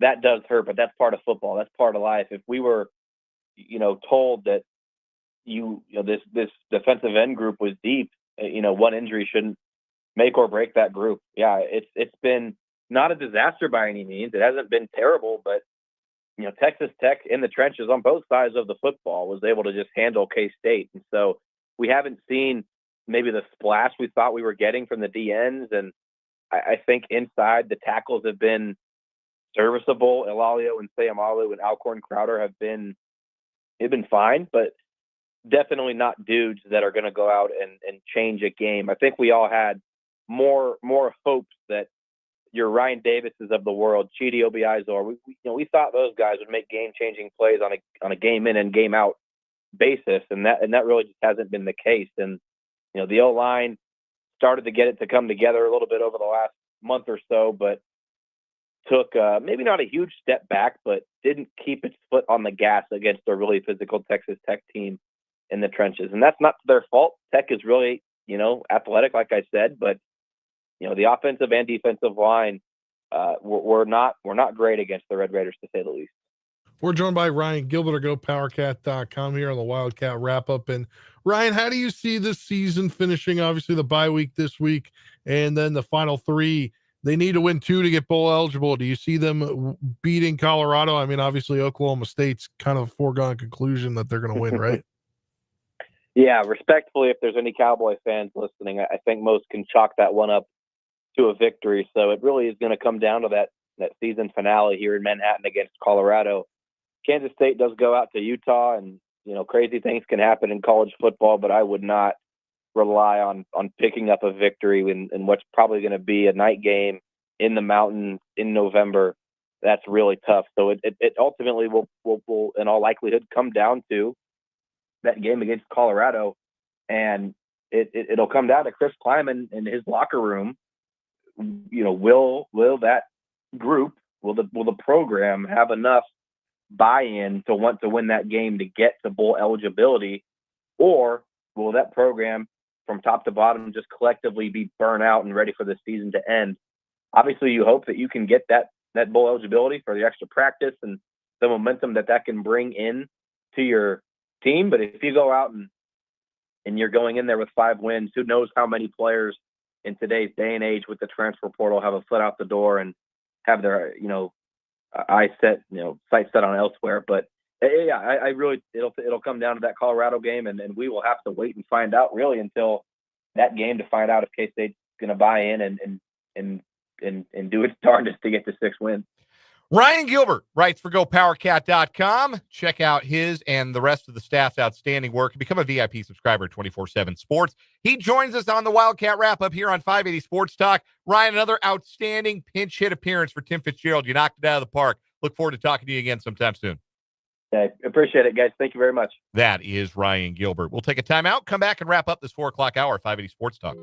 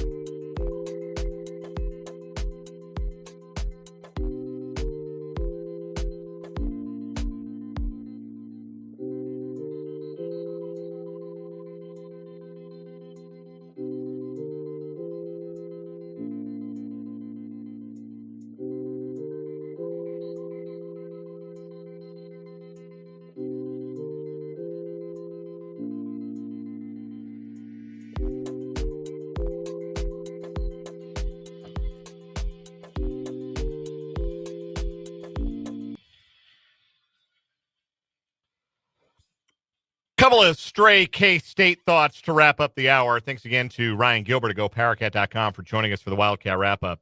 Text from 316 says, Nate Johnson reminds me of a watered-down Keontae Johnson. Keontae had a higher ceiling, but I think they both brought similar assets to the table. I don't know that Nate's going to be the kind of scorer that Keontae Johnson was, or that go-to guy. I think the good thing is he doesn't have to be.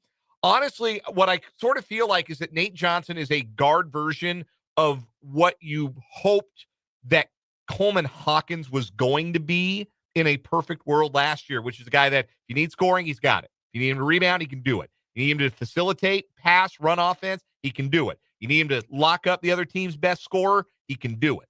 I think that it's a well-rounded skill set that I think meshes really well with the pieces around him in the backcourt right now. So I'm really enthusiastic about him. The other thought I had, talking about K-State in the trenches, hasn't been good enough this year, obviously. And I think it comes back to like a pretty simplistic sort of evaluation. Where are the NFL guys in the trenches for K-State? Who are the guys who are going to go play on Sundays? Because you had Cooper Beebe there for a few years on the offensive line. Obviously, Felix Anudike-Uzomah hasn't had a great NFL career to date and has had injuries, but he was a first-round pick. Like, you got to have NFL. They've had NFL guys at other positions, not in the trenches. Yeah. You got to get some NFL guys in the trenches if you want to mix it up with a team that's as good up front as Texas Tech was. Coming up in the 5 o'clock hour, we got headlines. We'll talk some NFL Week 10. We'll play One Gotta Go. That's next on 580 Sports Talk.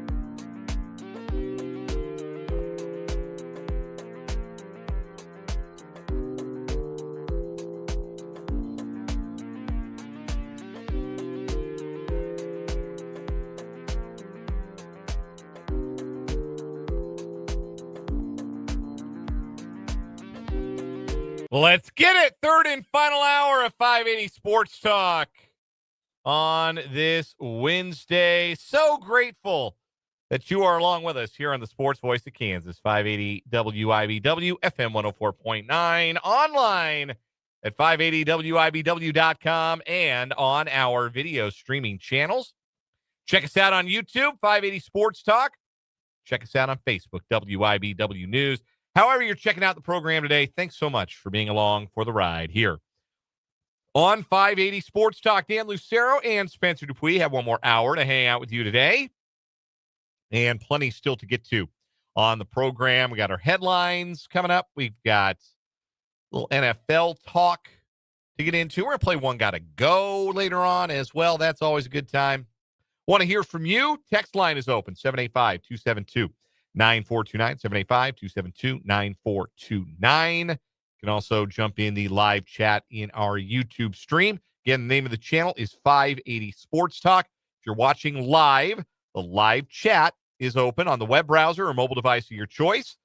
You can type your comments in, say hello to your hosts, say hello to your fellow listeners, interact, and have a good time enjoying here this final hour of the program, 580 Sports Talk on YouTube. You can also check us out on social media. Give us a follow on X, 580 Sports Talk, on Blue Sky, 580 Sports Talk, where our solemn promise to you is that we will never promote a solitaire app. Unlike everybody over at ESPN today. Have you not seen this? Like, Stephen A. Smith and Kendrick Perkins are having a back and forth about a solitaire app. I haven't seen it because YouTube TV and ESPN are still not engaging in talks and letting me watch my games on my YouTube TV that I pay a lot of money for, while ESPN wants everybody to go to their bundling service because they want so much money, even though they're losing $5 million a day. That is sorry for the rant. Not true, by the way. I know that's what Barstool Big Cat went viral talking about, but he's wrong. ESPN very much would like you to continue to pay for the channel on streaming or cable, so it can continue to charge the streamers and the cable companies the money that has been charging them for years to carry their product. They don't want you to leave that entirely and just give them directly your money. They still want to. It is still very much in ESPN's interest to have subscribers on whatever streaming bundle or cable bundle they have. Well, then they shouldn't make the price outrageous. The reason YouTube TV said no is because it was going to raise YouTube TV's price by an unenormous amount of money. All I'm going to say is this. Feel pretty good about having stuck with cable all those years. I'll tell you what, baby. You know who's back in the game? Us cable bundlers. Cable's the way to go. It was always cable, even when for years for me it was not cable. I was a YouTube TV guy. I liked it very much, and then I moved in with my wife. She had cable, and because it was easier for her parents when they would come over and like want to watch TV. It was easier for her parents to navigate the cable box because they were more familiar with it than it was for them to navigate like a YouTube TV or Hulu Live or whatever. And the other part of it is, if you want to watch Kansas City Royals baseball, cable is the option. Like when I first subscribed to YouTube TV, you could get, it was still Fox Sports Kansas City then. You can watch Royals on YouTube TV. I say, okay, perfect. This has everything I need. Then it stopped having a thing I needed. And cable had the thing I need. And now cable's got all the things I need. And if you, YouTube TV doesn't have ESPN. So who's winning? Team Cable, baby. If you subscribe to not Hulu plus Live TV, what's the other one? Fubo. Fubo has, in this zip code, if you subscribe to Fubo TV, you could watch your Denver teams on altitude. I could, but you know what I couldn't watch? TNT, TBS, any of the Turner networks. They're not on there? No, they're not. But you know what is on there right now? ESPN. Now I'm looking this up because we're in this. No, because I've been through this. I remember there was a Saturday back in like in 2021 that YouTube TV dropped the Disney networks, which included ESPN. And I remember I did the 7-day trial of Fubo because it was a college football Saturday and I was going to miss my college football. So I did the 7-day trial of Fubo and it was fine. But YouTube TV got their stuff got their poop in a group there a lot quicker. I'm surprised the impasse has lasted this long. This is as long of one of these that I can remember, disputes between a carrier and a network. Dang, you're right. That takes that out of the equation. Yeah, man, you got to have Turner. You got to have hockey, baseball, the NCAA tournament, March Madness. Yeah, man, can't go without. I gotta have something with everything. Well, especially hockey on TNT now. That's one of my favorite nights of the week when the Caps are on there. And if we're being frank about like having altitude TV where the Nuggets and Avalanche games on, I can't be watching all the regular season hockey and basketball, man. I'll check it out on the special occasions. Like the big games are going to be on national TV, and I'll check those out. But I can't imagine telling my wife, honey, you mind? The Nuggets are playing the Raptors tonight. I'd really like to watch that. And absolutely not. Yeah, but wouldn't it be a late game?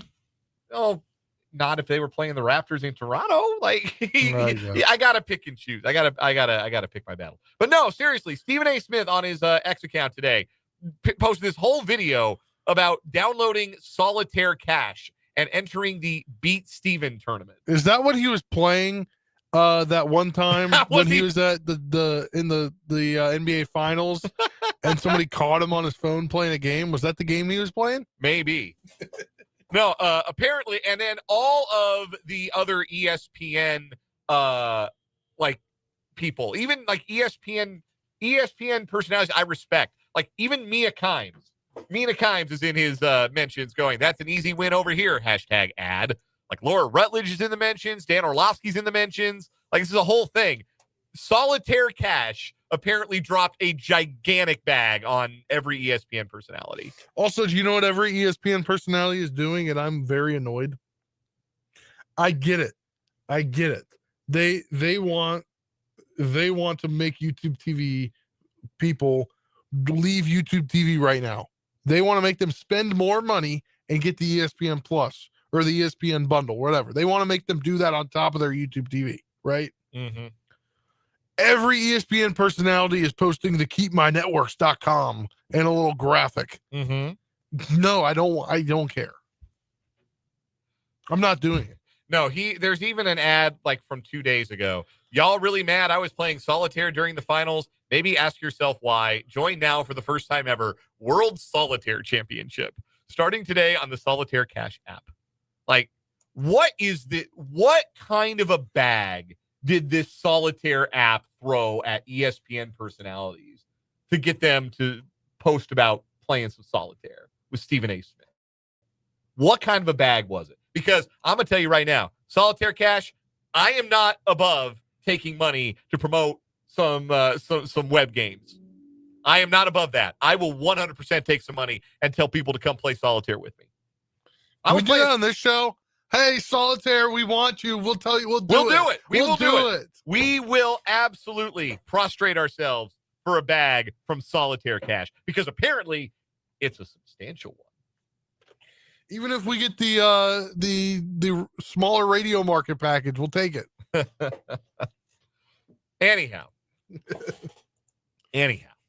let's move on. We got some 580 Sports Talk headlines to get to. We're going to begin with the first batch of college football playoff rankings. Those came out last night. Number one team in the rankings is Ohio State. So if the season ended today, which of course it does not, Ohio State would be your number one overall seed and get a bye into the quarterfinals. The other byes would go to number 2, Indiana, number 3, Texas A&M, and number 4, Alabama. You may recall that last year it was the top 4 ranked conference champions that got a bye, but they changed the rule. So now it's the top 4 ranked teams get a bye, which I think makes a good deal more sense. Anyhow, your number 5 seed is Georgia, number 6, Ole Miss, number 7, BYU, number 8, Texas Tech. That's right. 2 Big 12 teams in the field of 12 if the season ended today, which again, it does not. Oregon would be 9th, then Notre Dame 10th, Virginia 11th, and Memphis, your highest ranked group of 5 team, would be the number 12 seed. Utah is the first team out at number 13. So let me run this scenario by you. Utah wins the rest of their games. End up 10-2. BYU wins out in the regular season. They finish undefeated. They finish 12-0. Texas Tech wins out 11-1. Well, they can't win out, right? Let's say Texas Tech beats BYU. So they both end up 11-1, and they both end up in the conference championship game. Obviously, they can't, and that can't happen. So you get two 11-1 teams in the conference championship and a 10-2 Utah, who has lost to both BYU and Texas Tech, who doesn't make the conference championship game. In that scenario, does the Big 12 get 2 in? Does the Big 12 get 3 in? I have trouble seeing it getting 3 in, but I think Utah has a chance as the second team in the conference. If one of Tech or BYU wins out and wins the conference, I could see the second team in being Utah. I could see that scenario. But this is much better shape than I would have anticipated the Big 12 being in when it comes to getting multiple teams into the field. And whether you like it or not, and I want to make it clear, I don't. I don't like that this is the way we have to talk about legitimacy for the Big 12, but it goes a long way towards Big 12 legitimacy if they get multiple teams into this field, and because it gives them a better chance to have games, plural, won in this tournament. Like, do I think Texas Tech could beat Oregon? Yeah, I actually kind of do. Do I think BYU could beat Notre Dame? Yeah, I kind of think that could happen. Those would be the matchups in the first bracket projection. So Big 12, for the sake of perception, remember the thing that they were so concerned with that they canceled their preseason media poll? They need multiple teams in the tournament, and it's a really good sign that they have 3 of the top 13 in the first rankings. I think that is a positive development for the Big 12. And as a texter points out from the 785, there was another loss for Oregon or another loss for Virginia or even another loss for Notre Dame, which would put them at 3 losses. That really would open the door potentially because it doesn't look like the ACC is going to get multiple teams.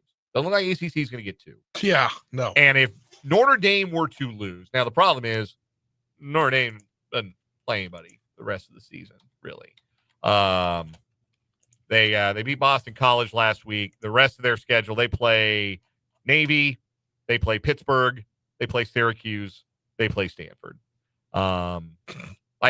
What a cake schedule. Yes. Like, now Navy's good, right? Like, they just suffered their first loss of the season. That's a good Navy team. Notre Dame's favored by 4 touchdowns. Spoiler alert for Friday, I will be picking Navy to cover, but Notre Dame's going to win that game. Pittsburgh has actually played pretty well since they lost to West Virginia earlier this year. It's a freshman quarterback against Notre Dame defense. Notre Dame's going to win that game. Notre Dame's going to win out. Like, at the end of the day, Notre Dame is going to win out. But if they were to stumble and fall and lose, certainly one of those games, a 3-loss Notre Dame is not getting into the playoffs. So that's kind of what you're rooting for. If you want the pipe dream of 3 Big 12 teams in this thing, Utah has to win out and Notre Dame has to lose. And if that happens, I think there's a chance. I think there's a real chance to get 3 Big 12 teams in, which would be an awesome year for the league. So that is our first headline. Let's chase that with a little Big 12 football news, some personnel-related news. Good news for BYU coming into their game against Texas Tech on Saturday. L.J. Martin is set to return at running back for the Cougars. He's their starting running back. He had been injured, and it looks like he is going to be good to go and will play against Texas Tech. Also, Colorado making another switch at quarterback. It'll be the highly touted true freshman Juju Lewis who gets his first career start. He'll go against West Virginia on Saturday. He actually looked pretty good. I told this story, I think, but I got to see a dear friend of mine on Saturday. I was down in Florida with Washburn basketball, and I went up to the Orlando area. A buddy of mine lives in Winter Park, Florida, and got to go spend Saturday evening with him and his family, and we watched World Series Game 7. But also, we were watching the Colorado Buffaloes. He is a proud alumnus of the University of Colorado. And we kept flipping back over there, and it kept getting worse. Like they were getting annihilated. Obviously, it was not pleasant for my pal, who's a big Buffs fan. But when they put Juju in, he was kind of interested, and it looked good. Like, yeah. I think Juju could play.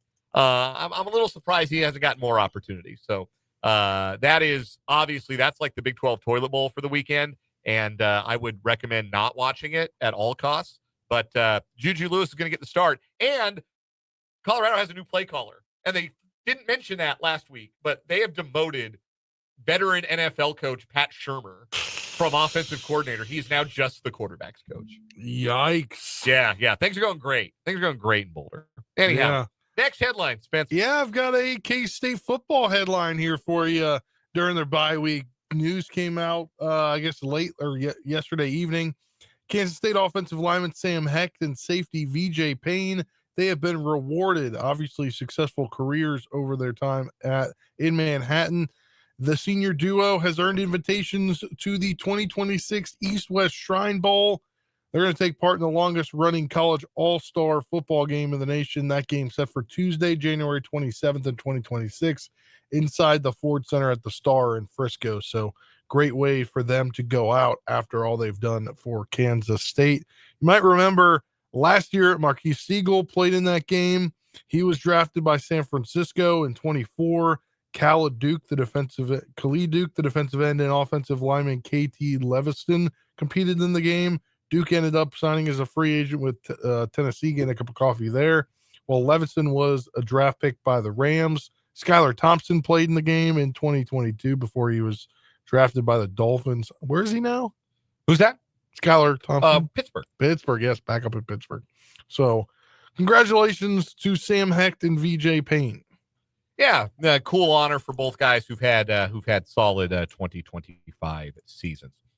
Next headline for me. This hasn't been made official, but there is well-sourced reporting out there, including from a friend of the program, David Lesky, that the Royals are prepared to add to their hitting coaching staff at the major league level with a native Kansan. Connor Dawson is currently a hitting coach with the Milwaukee Brewers. He is a native of the Kansas City area, went to Olathe North, played at Neosho, and was a coach at St. Thomas Aquinas for a handful of years. Joined the Mariners organization as a minor league hitting coach in 2019 and was hired as a hitting coach with the Brewers at the major league level in 2021. Obviously, after the 2021 season, so he spent some time in the major leagues and in the minor leagues. Has been a part of the Milwaukee staff that has seen the Brewers obviously have a great deal of success. And the Brewers won a major league high 97 games this past season. The Royals were looking to restructure their hitting staff around the returning hitting coach, whose name is completely eluding me right now. It is on the tip of my tongue, and I can't come up with it. This is embarrassing. What is that guy's name? Alex Zumwalt. I knew I'd get it eventually. They're looking to restructure their hitting staff around Alex Zumwalt. It looks like they may have been able to convince a native Kansas City area native to come on back home and join their staff from the Brewers staff. Again, not been made official by the Royals, but some well-sourced reporting out there suggests that Connor Dawson will be joining the Royals hitting coaching staff. Spencer, give me a headline. Bill Belichick is among 9 coaches advancing in the Hall of Fame process. So it is Bill Belichick in his first year of eligibility after rule changes in place last year, requiring coaches to be out of the NFL for only one full season before being considered for the Hall. 2-time Super Bowl champion coaches Tom Coughlin, Mike Shanahan, and George Seifert also advanced, along with another Super Bowl winner in Mike Holmgren. The other coaches in the running are Buddy Parker, who won 2 NFL titles with the Detroit Lions in the pre-Super Bowl era, Chuck Knox, Dan Reeves, and Marty Schottenheimer. A blue ribbon committee will cut the list down to 1 finalist. Holmgren earned that spot last year but fell short in the final vote. The coach will be grouped with 1 contributor and 3 senior candidates. Between 1 and 3 of the 5 finalists will make it to the Hall of Fame based on at least 80% of the votes from the full committee. So there are 14 coaches in NFL history who've won multiple Super Bowls. 9 of them are already in the Hall of Fame. 4 of them are on this list. Yeah. The other is Andy Reid, who's still coaching. It's hard to imagine that it wouldn't be Holmgren who's the finalist, since he was the finalist last year and then didn't get in. Why wouldn't he just remain a finalist until he finally got in, unless they said, all right, go back to the back of the line, Mike. We tried it. We tried to get you through. You didn't have the votes. let's give somebody else a try because, like, come on, Holmgren should be a Hall of Famer. There should be Shanahan I'm should be a sorry, Hall there of should be Famer. different rules for this. Coughlin should be a Hall of Famer. Like, yeah, they should all be Hall of Famers. I understand making the classes small makes it feel a little bit more exclusive, but the way that the league has grown over time, there's just so many guys who belong in the Hall of Fame. And especially when you're talking about like coaches, you're talking about like older guys, and you don't want to wait forever because then, you know, what good is putting somebody in the Hall of Fame when they're dead? Yeah. At the end of the day, what good is that? Not good. Yeah, let them have their flowers while they can still smell them. I agree with you. I think it's a process that I think needs to be tweaked. It's a process that made sense for like a 20-team NFL or even a 25-4-team NFL, but a 32-team NFL, which we've had now since I think 2002. Yeah, it's antiquated. There's too many good candidates. Yeah, I mean, just on this list alone, the two-time Super Bowl champion coaches, like, and then Mike Holmgren, everything Mike Holmgren did for the NFL, like, just, I don't know if Belichick gets in this year, but the top list is crazy. Before you even get to the bottom list of coaches that are also in the running, I think the top list of coaches, I would have thought Mike Holmgren was in the Hall already, right? I would have thought Mike Shanahan potentially could have gone in like 5 or 6 years ago. Yeah, like those guys all belong. Like no brainer, no duh Hall of Famers. And then Bill Belichick joins the list. It's like, okay, this guy has more championship rings than anyone ever. Is he going to go to the front of the line automatically? Like, I mean, or are they going to make him wait? You may as well clear him out, right? You may as well say, all right, well, this one is a no-brainer. Let's just advance him, get him in, and then we can go back to these guys next year. Like, I can understand that. I can understand if that was the route that they took. Speaking of Hall of Fames, Halls of Fame, I guess is the appropriate way to pluralize that. The Baseball Hall of Fame unveiled their 8-player contemporary baseball era committee ballot. Voting will take place here in the next month, and results will be announced on December 7th. 8 players are on this year's era committee ballot, and this year, the way the era committee works is that there's a different era every year. They do this on a rotating basis, and for this upcoming class, it is the contemporary baseball era ballot, which focuses on players whose primary contributions to the game came since 1980. There's a 16-member committee that votes. You have to get 12 votes to get in. And if you get less than a certain amount of votes, you're not eligible to ever appear back on this ballot. If you get between X and Y amount of votes, but you don't get in, you advance to the next time that era ballot comes up. So I'm sure that was more confusing than it needed to be. Anyway, 8 players on this year's contemporary baseball era player ballot. Barry Bonds, who needs no introduction. Roger Clemens, who similarly needs no introduction.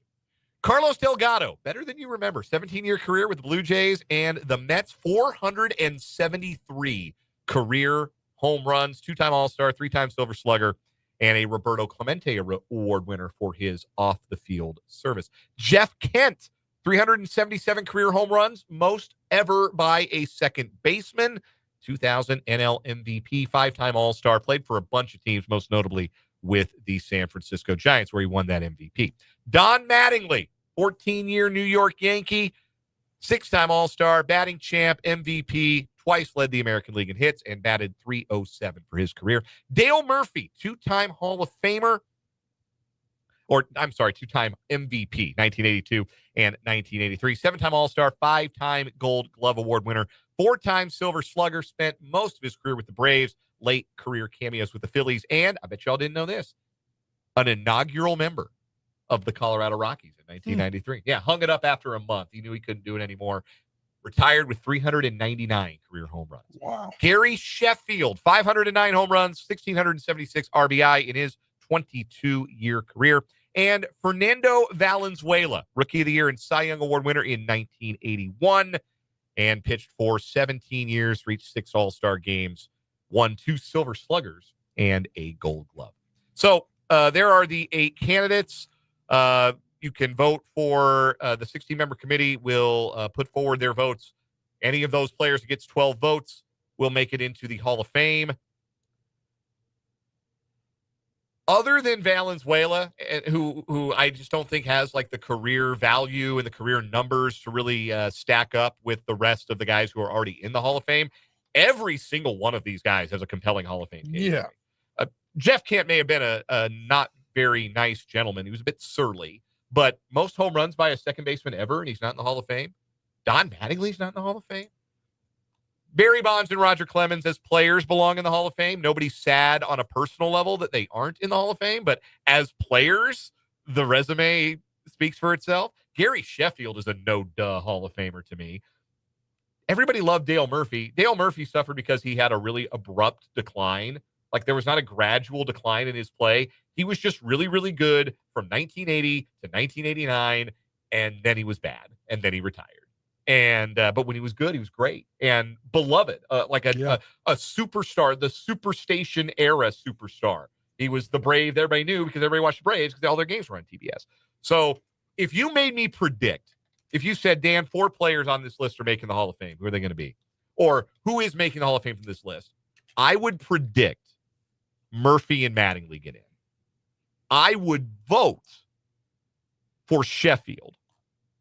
And then Bonds and Clemens, I don't even want to discuss anymore. Like, it's so not fun to talk about those guys who were patently unbelievable players, allegedly used performance-enhancing drugs, not real nice people off the field, some certainly mistreatment of others that is not very Hall of Famer-like. They're just not fun to comprehend and not fun to think about anymore. As great a players as they were, and they were great, undeniably, it's just not fun to think about them or talk about them anymore. Yeah. But if I had to guess, my guess would be Mattingly and Murphy get in. And I think the Hall of Fame would be better off for having those two in the Hall of Fame. I do. But I would put Sheffield in. Again, another guy who was a bit surly, maybe not a great teammate early in his career. 500 home runs, man. Like, that used to be do not pass, go directly to Cooperstown. And I know there's a little bit of a steroid taint to his career as well, though he was at least upfront about his. He's like, yeah, I trained with Bonds. He gave me some stuff. I used it once. I didn't like it. Bonds and I had a falling out. I never went back to the stuff. I finished my career. Like, I at least admire that he's been upfront about what all happened there. And as Mark points out in the YouTube comments, Mark B points out, like, Ty Cobb is in. Yeah, you want to talk about, like, are there people who were worse human beings and worse for baseball than Barry Bonds and Roger Clemens in the Hall of Fame? Yeah, absolutely. Go look up Cap Anson someday. All time, like, the reason baseball wasn't integrated from, like, the 1880s to the 1940s when Jackie Robinson finally broke in 47, Cap Anson had as much to do with that as any single individual, and he's in the Hall of Fame. Ty Cobb actually kind of gets a bad rap. To keep it short, not as racist as you think he was, Ty Cobb. End of the day, like, that movie and that book that was written about him, they gave him a bit of a bad rap. He was not a pleasant human being, but he was not like we have this image of Ty Cobb as like virulent racist. Not quite accurate in regards to the Georgia Peach. Anyway, neither here nor there. Let's wrap up headlines. We'll come back. We'll talk a little football when we come back. NFL Week 10 coming up. I think it's a fascinating week. We'll talk about it next.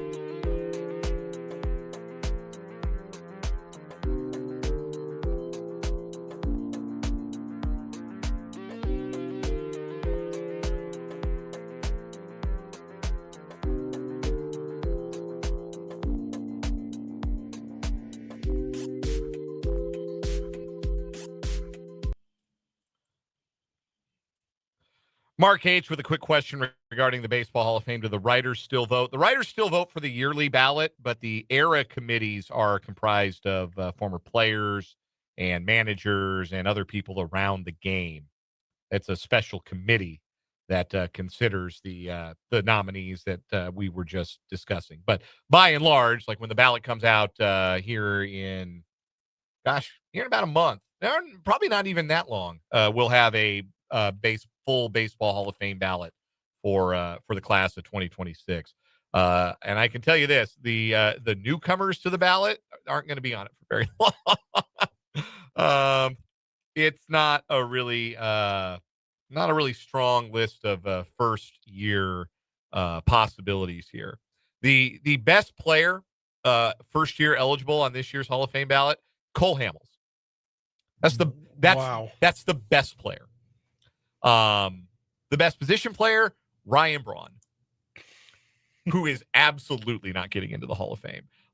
Didn't he have some kind of controversy? Oh yeah. He the steroids. Yeah, a steroid guy, and he lied about it, and he sued the guy who took the urine sample, dragged his name through the mud, and then had to double back. It was like, yeah, okay, yeah, I was on that. I was on that gas. I was on that. That was me. Some very funny names that are first time possibilities. So if you play 10 years, you're eligible. You play 10 years, you can get on the ballot. But the Hall of Fame committee doesn't put every guy who appeared for 10 years on the ballot. You don't need to put the Tony Fossises of the world on the ballot. So anyway, there are a bunch of guys who are eligible to be on the ballot for a first time. Cole Hamels is going to be on it. Ryan Braun is going to be on it. Alex Gordon is going to be on it. He's not going to make it, but that's fun. Ex-Royal. He's already been retired for 5 years. That's wild. You have to be retired for 5 years. That's the other thing, right? 5 years out of baseball, then you're eligible to be on the ballot. Some other guys are Shin-Soo Choo was very underrated player. Edwin Encarnacion hit a bunch of home runs, 424 of them to be exact. Then it's Hunter Pence, Matt Kemp. I think he won an MVP. Danny Murphy, Jason Kipnis, Rick Porcello, won a Cy Young. You get all the way down to the bottom of the list when it comes to career value. Edinson Volquez is first year eligible, Royal Great. Kelvin Herrera, Royal Great. I don't think either of those guys are going to make the ballot, unfortunately. Anyhow, this is 5A Sports Talk. That's Spencer. I'm Dan. Week 10 of the NFL starts tomorrow night when the Broncos host the Raiders. I think it's a really good schedule this week in the NFL. And so I wanted to pose this question, and I'm posing it to you, the listener. 785-272-9429 is the text line. Live chat on our YouTube channel, 580 Sports Talk. And I'll pose it first to you, Spencer, given the Week 10 schedule, the games that are scheduled for Week 10. Which team do you feel like has the most to prove? Because there's a lot of different ways you can answer that, obviously. But which team do you think has the most to prove? Packers. Okay, that's a good answer. They host Philadelphia on Monday night. I think obviously coming off of a terrible loss. And a terrible loss of your best offensive weapon this season, Tucker Kraft. Tucker Kraft out for the year, yeah. Which I'm surprised they didn't maybe try to get somebody at the trade deadline. It's just they probably didn't have as much time to put something together. Yeah. And I don't know that there was much of an offensive player market other than the two wide receivers that moved. There had been a tight end market, maybe they would have pursued that. I mean, I know Zach Ertz was on the market. He's old, but he could still help you down the stretch. But that's that's whatever. So I think that's a good. I think both teams, we're still kind of waiting to find out who the real Packers and who the real Eagles are, right? Because I think we've seen teams that at their best, you could say, are the front runners in the NFC. And at their worst, you wonder if they're going to fire their coaches or rejuggle their coaching staffs. That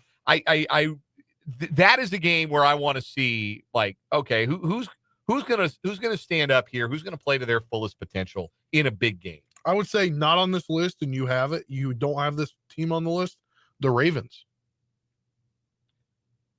Interesting. They're playing the Vikings, and the Vikings won last week, and they've got J.J. McCarthy, and they want to contend, obviously, with their head coach. And if the Ravens fall this week, I think that'll make them 3-6, and quite interesting setup for the rest of the season. The numbers all say that J.J. McCarthy is turbo ass, if I may borrow a term from our pal Brendan Dworzinski. All of the numbers suggest that he is one of the worst rookie quarterbacks we've ever seen. And that's even with the second half he had against the Bears and that big throw he made to help seal the win against the Lions. That just like on a down-to-down basis, J.J. McCarthy is awful, is what the metrics are saying.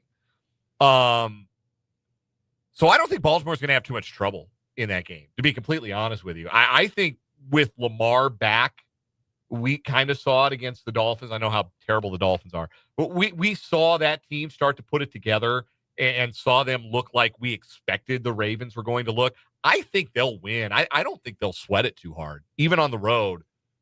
I don't think they're going to have a problem on Sunday. I think that the Rams and the 49ers is a fascinating game. And for the 49ers, like we all have been assuming that this has to stop at some point, right? Because they're so beat up. No Fred Warner on that defense.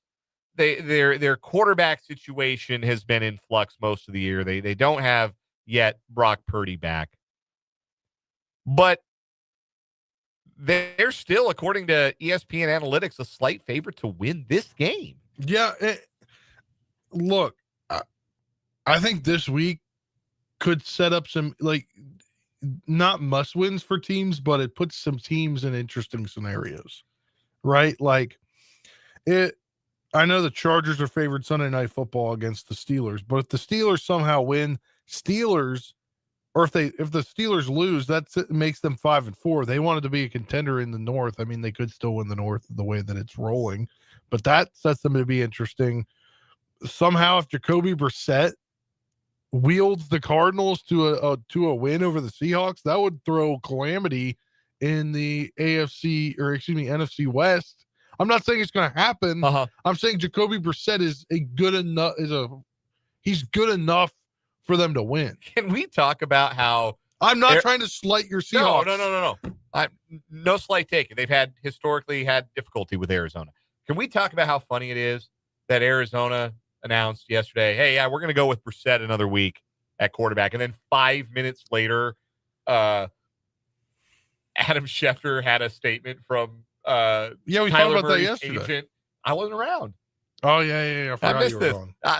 So I guess we're talking about it again. I guess I'm getting a chance to weigh in on how funny it was. Yes, I forgot. Jacoby Brissett gets named the starter, and then immediately Kyler Murray's people get out front with a statement like, actually, Kyler Murray's foot has fallen off. Well, yeah, he's on IR now, so. He's being benched. Kyler Murray's done in that town. He should have been done a couple of years ago, but. I saw the vision. I'm not an Arizona fan. Wonder if he could still maybe hack it on the diamond.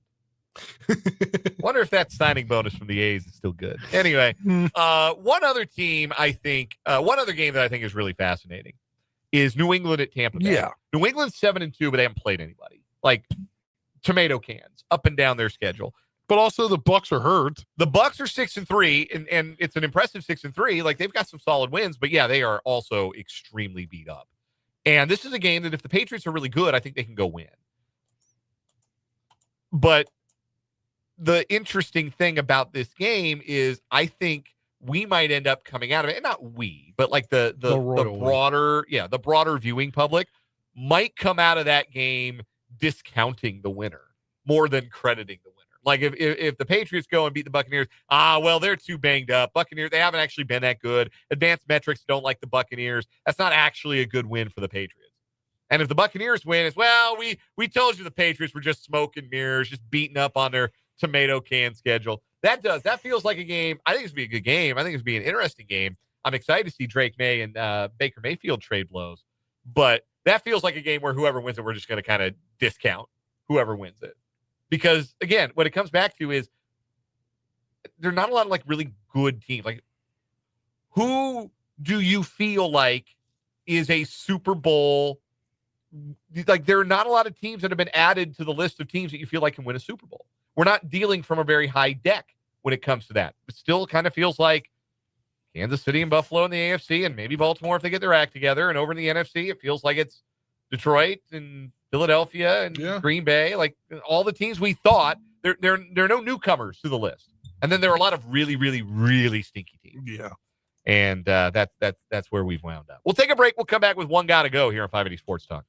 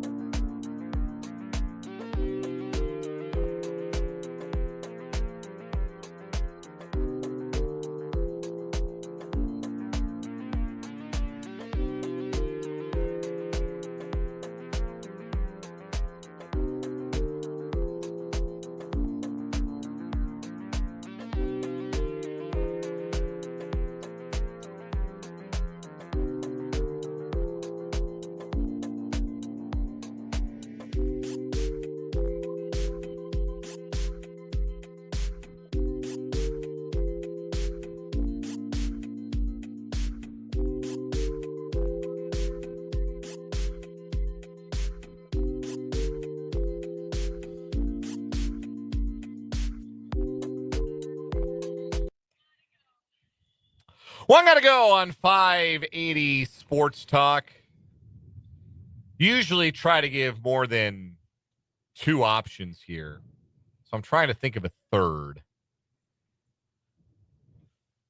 Let's do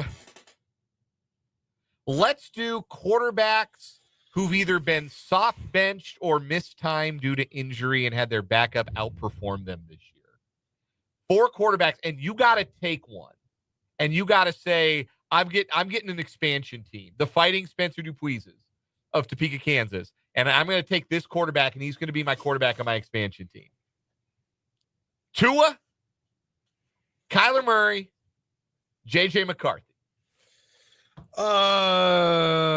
J.J. McCarthy, because I think there's still some development in there. And he's been so bad. He's just been hurt, though. Bad. Yeah, I mean, he did. You haven't given him enough time. He missed a year. Like, I think that he is... Like, I think the intangibles... I will buy his intangibles before I would buy Kyler and Tua's intangibles. Yeah. I've got a similar one's got to go. You're not curious as to my answer what's here? Your answer? I think I would go with Kyler. Okay. I a little bit more athletic upside there still with Kyler.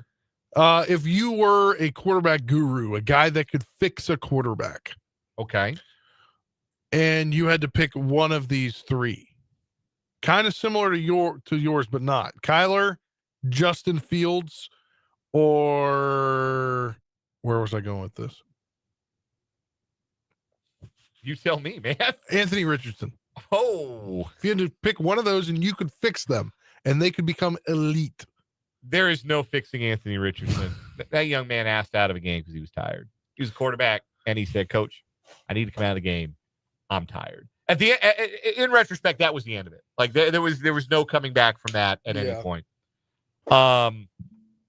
Justin Fields should have been playing running back 2 seasons ago by now. Great athlete, cannot process and run an offense. So, yeah, again, I guess it's Kyler for me. I mean, we've seen the proof of concept there. We've seen it work. Like, it worked for half a season with Cliff as his coach. And the thing with Kingsbury is it was always good for about half a year, and then teams would catch on to kind of what they were doing, and then it would stop working.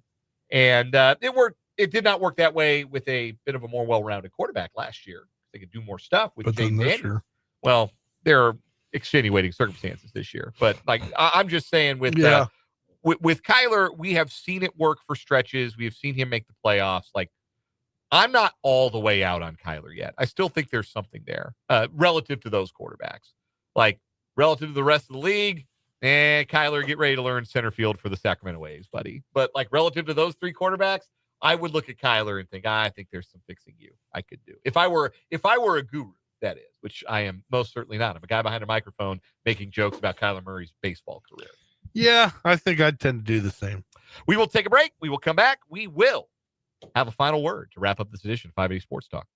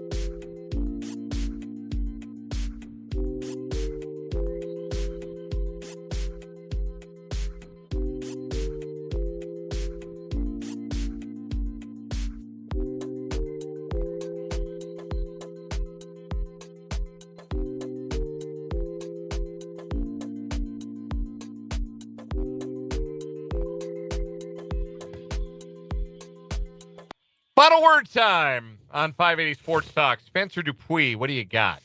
Yeah, final word. Sitting on the couch last night when I was on Twitter and saw that Salvador Perez agreed to a 2-year contract to stay with KC through 2027 at least.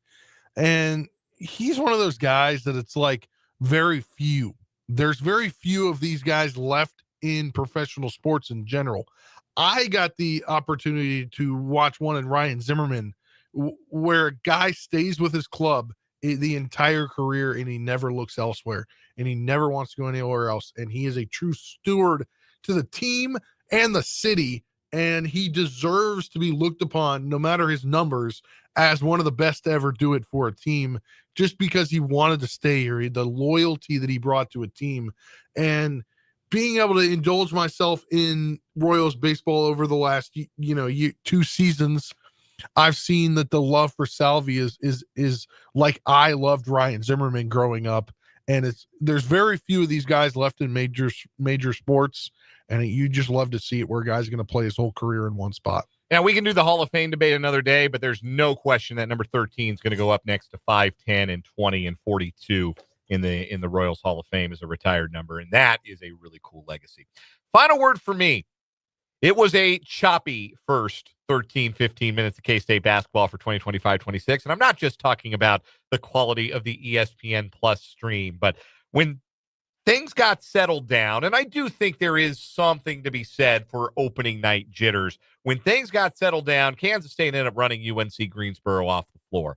And we saw two things that I was hoping to see from the Tang Gang last night. Number one, we saw a seriousness of effort on defense that was frankly lacking in the exhibition games. I assumed we'd see it in the regular season game, and so far that is what we got in that game to hold UNC-Greensboro to 64 points. But the other thing, want to see how that backcourt would piece itself together. And I think this is shaping up to be the best backcourt all the way around, starters and depth of the Jerome Tang era. PJ Haggerty, bucket getter. Nate Johnson, ball player. Abdi Bashir, assassin. Depth with Jones and Castillo and Kostic. I really like where they're starting in the backcourt this year at Kansas State. We'll have more sports talk tomorrow from 3 until 6. For Spencer, I'm Dan. This was 580 Sports Talk. Good night.